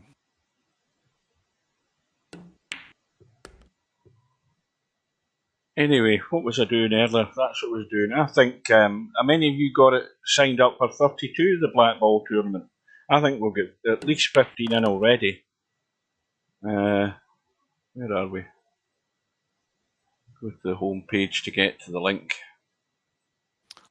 Yeah, hopefully we get a good feel. I was a little bit afraid wait a minute. I haven't done an article on it. Hang on a minute. It's still on the TBD. I need to go to the lobby, and then I need to type Yeah, you get it out of the lobby. Right. And then I need to scroll up. Well, there's a link right there on the very last line you just went by. Now, how many did we say? Why did I go to that one? I don't know. At the very bottom there was a link. Yes, and I just scrolled straight past it. Right, I'll get there eventually. It's got the link on the notice. No, it hasn't. Yeah, wait a minute. The link's on the notice, where it says. There it sign is. Up here. There it is. I scrolled way above it. Right. Yeah, the very last thing. Yeah, we'll get 16 in now. And, we'll still get the end of the month to go, so I think we'll be close to a full house. Black Ball's a great game. I mean, it's really it's really bar table 8-ball on a little different table, but little different rules. But I mean, the free ball is a big thing. I mean, that's a major biggest difference in the rules. Shots. Because what was it? The World Pub rules.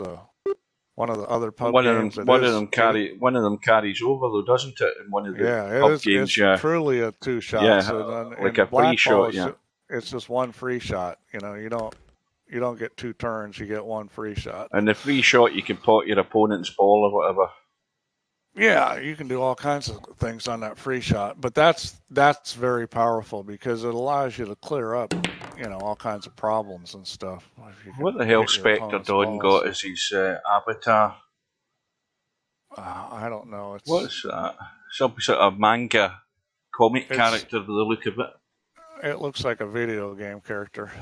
Anyway, Spectre Dawn, what was he? Was he 3-0 down? He's not 3-0 down anymore. It's about to be 3-3. This is one of these testy cuts in the 7-ball. Well, he needs to draw this and go around the corner on the 8. Yeah. Well, okay, he's able to draw it and go straight across. That's even easier. Is that not a tennis player? Even easier. A what? Goran even easy. I don't watch tennis. So yeah, you've got to be a certain age to get that one. Even easier. Well, Goran Ivanisevic was a Croatian. He was either Croatian or Serbian, but he won Wimbledon. He was one of these guys who was like a one-trick pony. He had a big serve, but not much else. But he won Wimbledon. He's going to play safe here if he's smart. Oh yeah, he's tucking this away and running for cover. I'd probably stick it on the 3-ball. Looks like he's going to go on the other side. Cigarette paper thin, but he's going to open it up. See, that's no good. Yeah, he should have hit it on the left side of the one with right English and stuck him right on that 3-ball. Try to lock him right on top of it. Instead, he's going to give this up. Yeah, that's a little bit of trouble. That was paying for a poor choice. I think.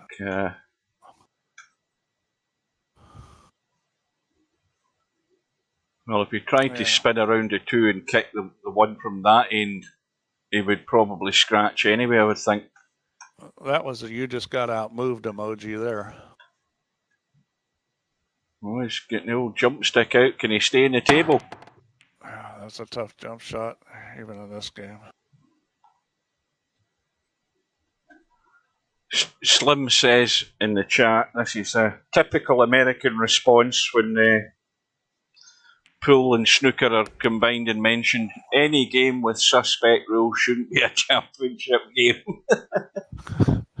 And that'll get Larry started as well. Where's Larry? Larry was having a rant earlier on this afternoon. Yeah, Slim's over there stirring the pot. Attaboy, Slim. Well, Spectre Dawn, odds on certainty to be in the lead from 3-0 down. I told you Semi-Pro was only just going to annoy him. Well, I mean, Semi made a mistake there. I mean, he didn't play the right safety there and paid for it. Now, the angle's there to come straight back off the 5 and back up past the 6. Yeah. Oh, he might have overcooked this a bit. Yep, he might have overcooked this. I think he's okay.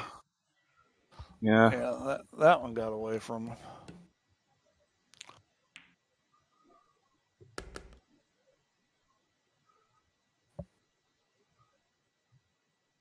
Yeah, see how he hits this. You gotta watch out for the scratch a little bit. He hit it perfect. Comes straight down. Yep.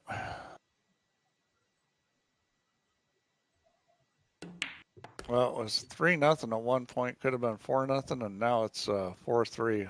Spectre Don. Yeah, we've got a match on.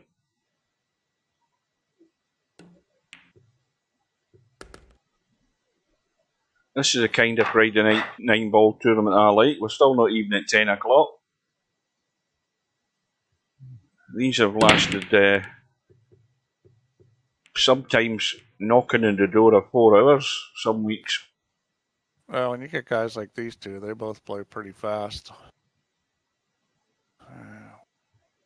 Avoid the people that hold the whole bracket up, and it goes fast. Yeah, a lot of the guys didn't seem to get the use of their handicaps tonight in the tournament.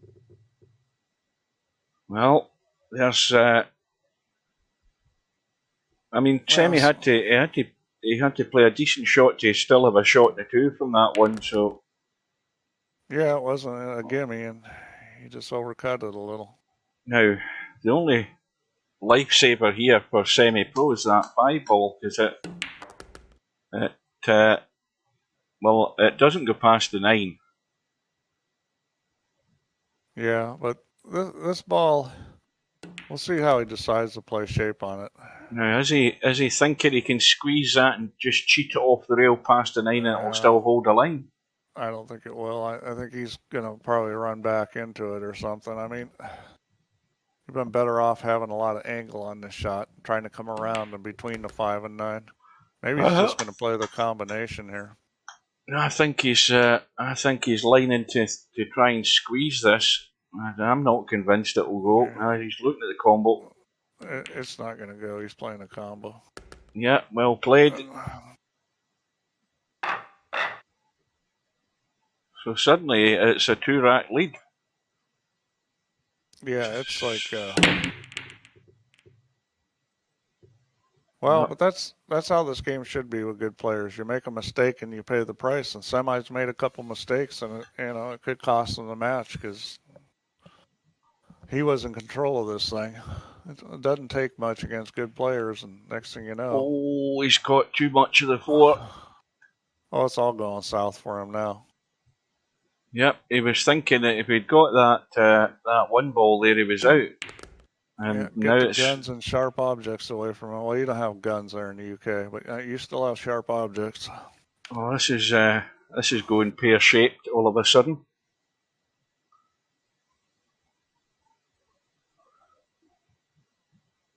Oh yeah, this table's sitting good. I mean, this is going to be 6-3 with Spectre Don breaking. I mean, Semi may not get to the table again. This could end up being a 9-3 match when he was up 3-0. He's certainly not going to see much more of this rack, I'll tell you that. It's gone. No, he's not going to get back to the table this rack. Spectre Don, he rolls the balls on good lines. He has good speed control. Makes good decisions. Plays a little different game. I mean, Spectre Don plays like a pool player, and Semi style is more like a snooker player. He plays a lot of shots on stun, which can be really awesome if you do it well. It's just tricky to play that way. Earl Strickland plays that way. He was the first guy that did it in pool, and Josh Filler plays that way. Anton Raga plays that way. There's some real good players that play it like that, but it's not easy to play off stun playing pool. And I'm not saying because you're playing off stun, you're never using English. I'm just saying that those players like to play a lot of stun shots. I was saying the other week there, Steve. I remember I was asking where. I was asking if Earl was still based at Steinway Billiards, and I think. No, he's not. Well, according to the post I saw the other day, yes, I saw a post for a promo. He's been running around with let's see, he's been running around with Oscar and who else? He's been running around doing exhibition matches. I know Oscar's been one of the guys. I'm trying to think who else it was. I have to look on Facebook. Yeah, I think it might have been an Oscar. exhibition match now that you mention it, but I'm sure it said on it that it's his home base at Steinway Billiards. That's what it mentioned. So he must still be there. He must still be playing out of there, but maybe he's not been there that much recently. I don't know. I mean, I don't. The thing is I don't Facebook that much, and I am playing pool, so I'm not really up on it. Now, did Semi play that there, or did he get lucky? I think he got lucky. Hit the 2 and nudged the 6 into the side. He'll take it, though. Yeah, I mean, Earl still plays pretty good. For the age he's at, his game is pretty strong. Well, now Semi's got a problem. Now, what's he going to do? Try and just get right down the bottom side of this 4? Or try and get lucky? Yeah, he can still cut this in. That goes. Just got to figure out how to get on the 5 ball. That's the tricky part, is getting the right line to get on the 5. He decided to play safe. And he needs to get the cover. I think he did.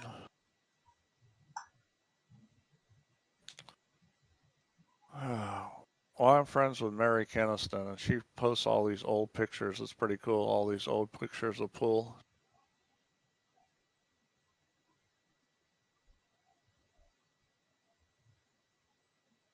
Well, Spectre Dawn going for the kick. Oh, played it perfect.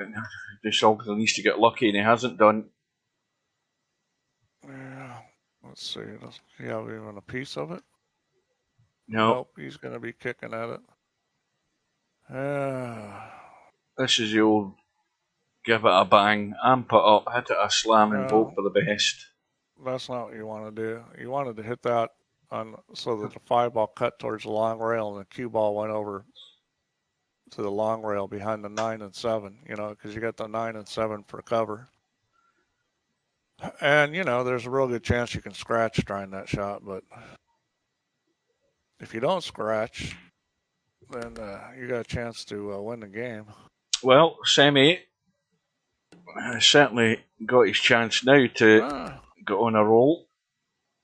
Dream Killers, 3 friends of mine playing in, this is from Orange County APA. They're going to World Championships.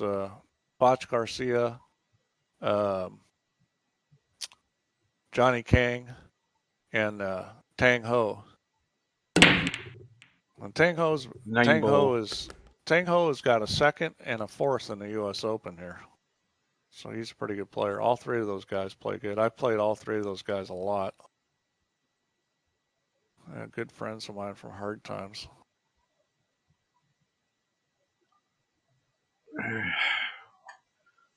You guys know who Dorothy Martin is?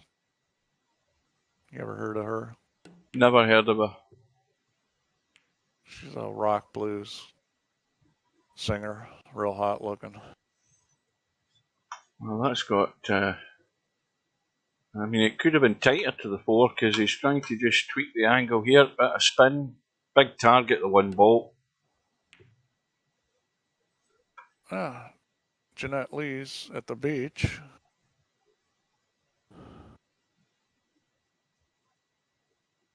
That's good. Jeanette's out trying to enjoy her life. I never look at Facebook. I'm sitting here looking at Facebook. It's like I don't spend hardly any time on Facebook. Well, you must have a mountain of notifications to look through then. I do. I get a lot of notifications. I've got a fair number of friends on here. I'm not talking about virtual pool. I'm just talking about my personal account. But most of them for pool, and I don't really, I got something from Chris Reinhold, who's, he played in the Moscone Cup this year. Jeanette Lee, Eddie Cohen, he's a cue maker, Earl Strickland. I know all these people, and I don't spend any time at all. I got 418 friends on Facebook, and I just don't look at it hardly ever. I think I go on it. I think I just go on it to actually check the post from the Pool Is Not Dead website and see stuff from what's his name on I get stuff from that too. the Pro 9 Ball website to see their post, to see what's up and coming and what's happening. But that's about it. I'm not real excited about Facebook. Well, took a big risk there. Life out of you. Big risk there, trying to break the 8-9 up.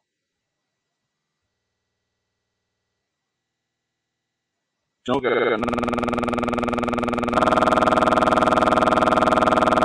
8. So.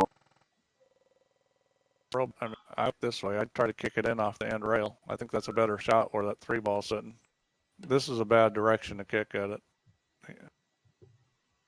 He was trying to kick it and get him on the 7, which wasn't a bad idea. But I probably would try to kick it in. And you could also get the hook on the 7 doing that too.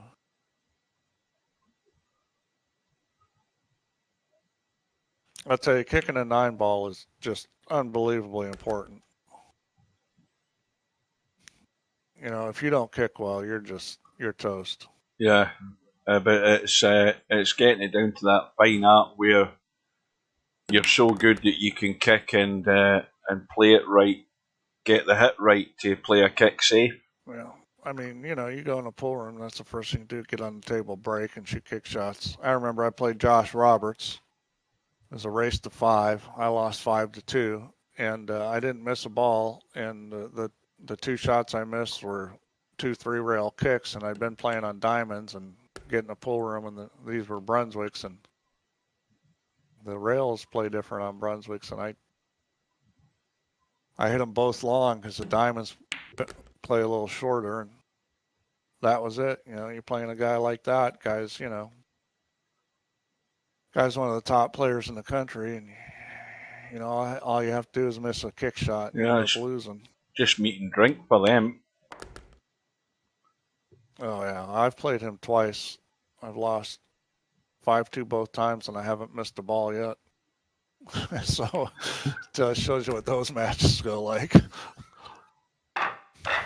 If you don't break well, you can just forget it. You're done.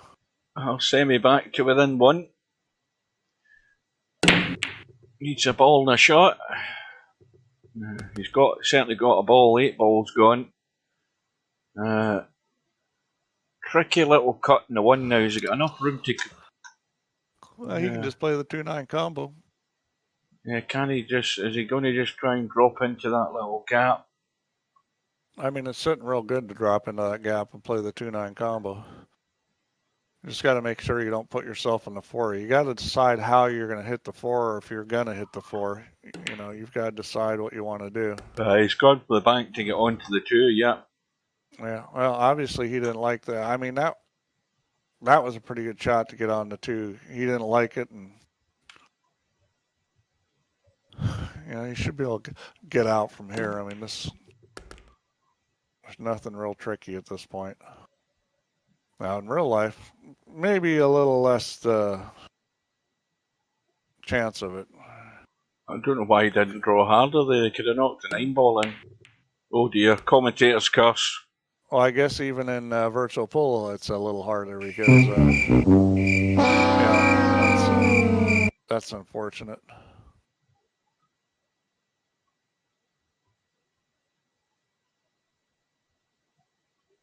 Well, that's Semi kicked himself in the shins there. He should have been all square. Yeah, well, I mean, really, if Semi loses this match, it's going to be his own fault because he's made a lot of mistakes. He should have been way up.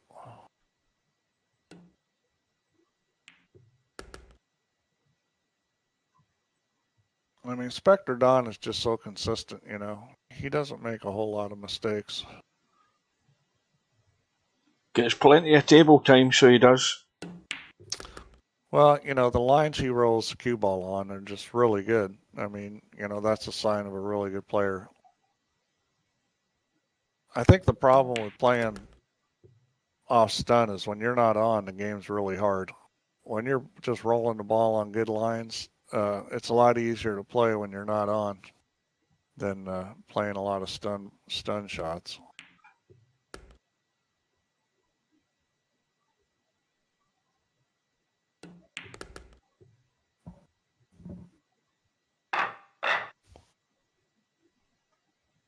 Well, he may not get back to the table.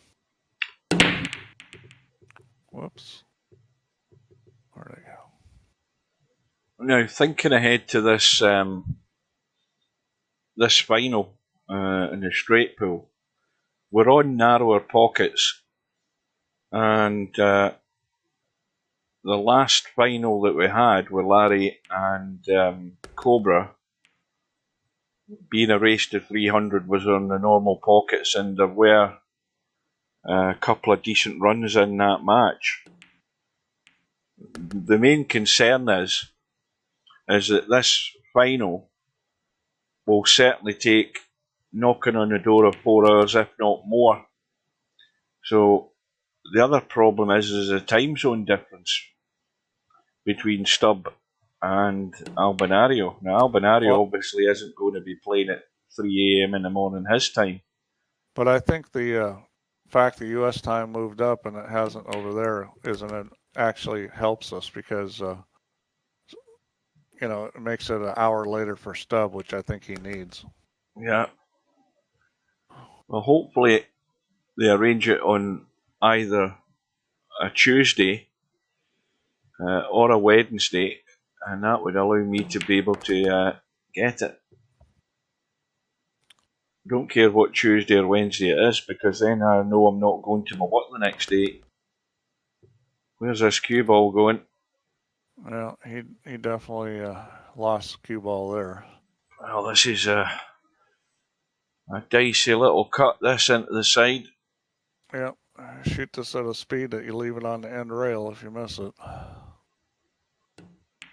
No problem. Oh, well, there we go. I thought that was in all the way. Yeah, and he caught the tit short just perfectly the wrong way, which is having it bobble. Well, Semi might have had last chance saloon there. Spectre one away from yet another Friday night 9-ball tournament. Yeah, Semi needs a dry breaker.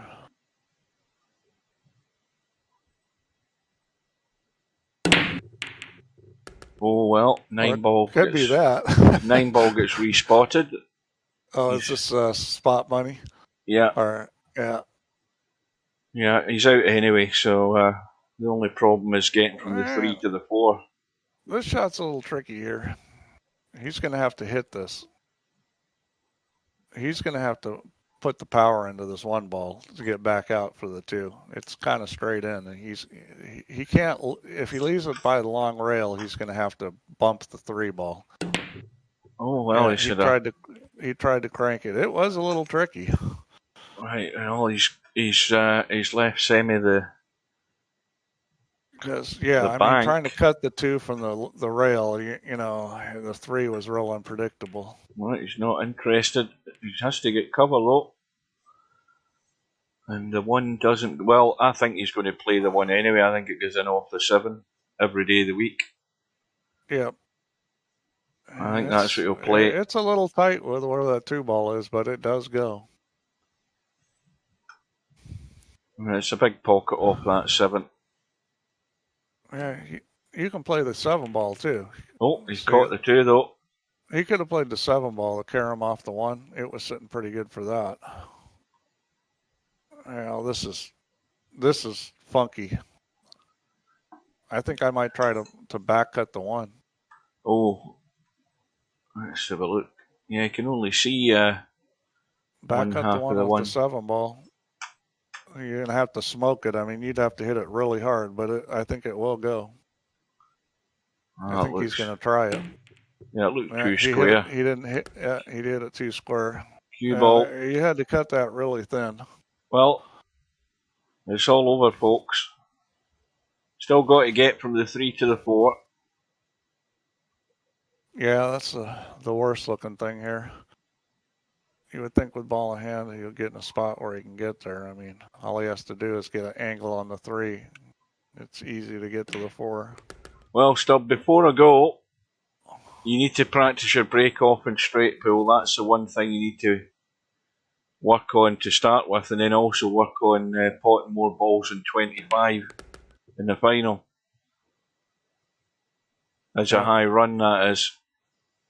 It's all over. He's on his 3-ball good. Yeah, he's coming over at the left-hand side.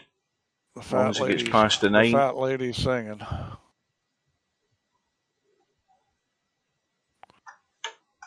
Yeah, he's out. Yeah, he's just going to drift past the 5 because he's stuck to the rail, so he's just going to drop through. Yeah.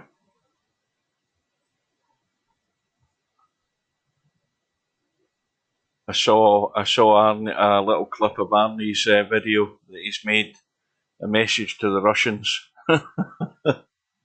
Oh yeah. With his grey beard and his dyed hair. I'm sure he's living a good life. I'm sure the Russians will be listening to Arnie. Oh yeah. Yeah. I saw that message too. Don't be a Nazi like my dad. Yeah. Well, it's Spectre Dawn taking it home.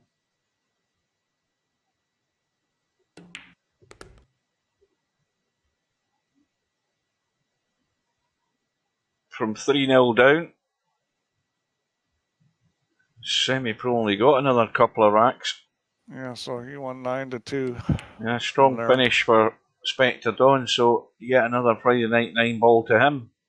So, I'm going to let you go, Steve. I'm going to go and get a quick drink and then head to the old Betty Buys. So that's it, guys. Next to come is the final. Thanks to Steve. Get the matchbook, Stub. Yeah, and we will bid you good night, folks, and thanks for watching. Take care, stay safe. All right. And we'll see you all soon. See you later, guys. No bar, no pinball machines, no bowling alleys, just pool. Nothing.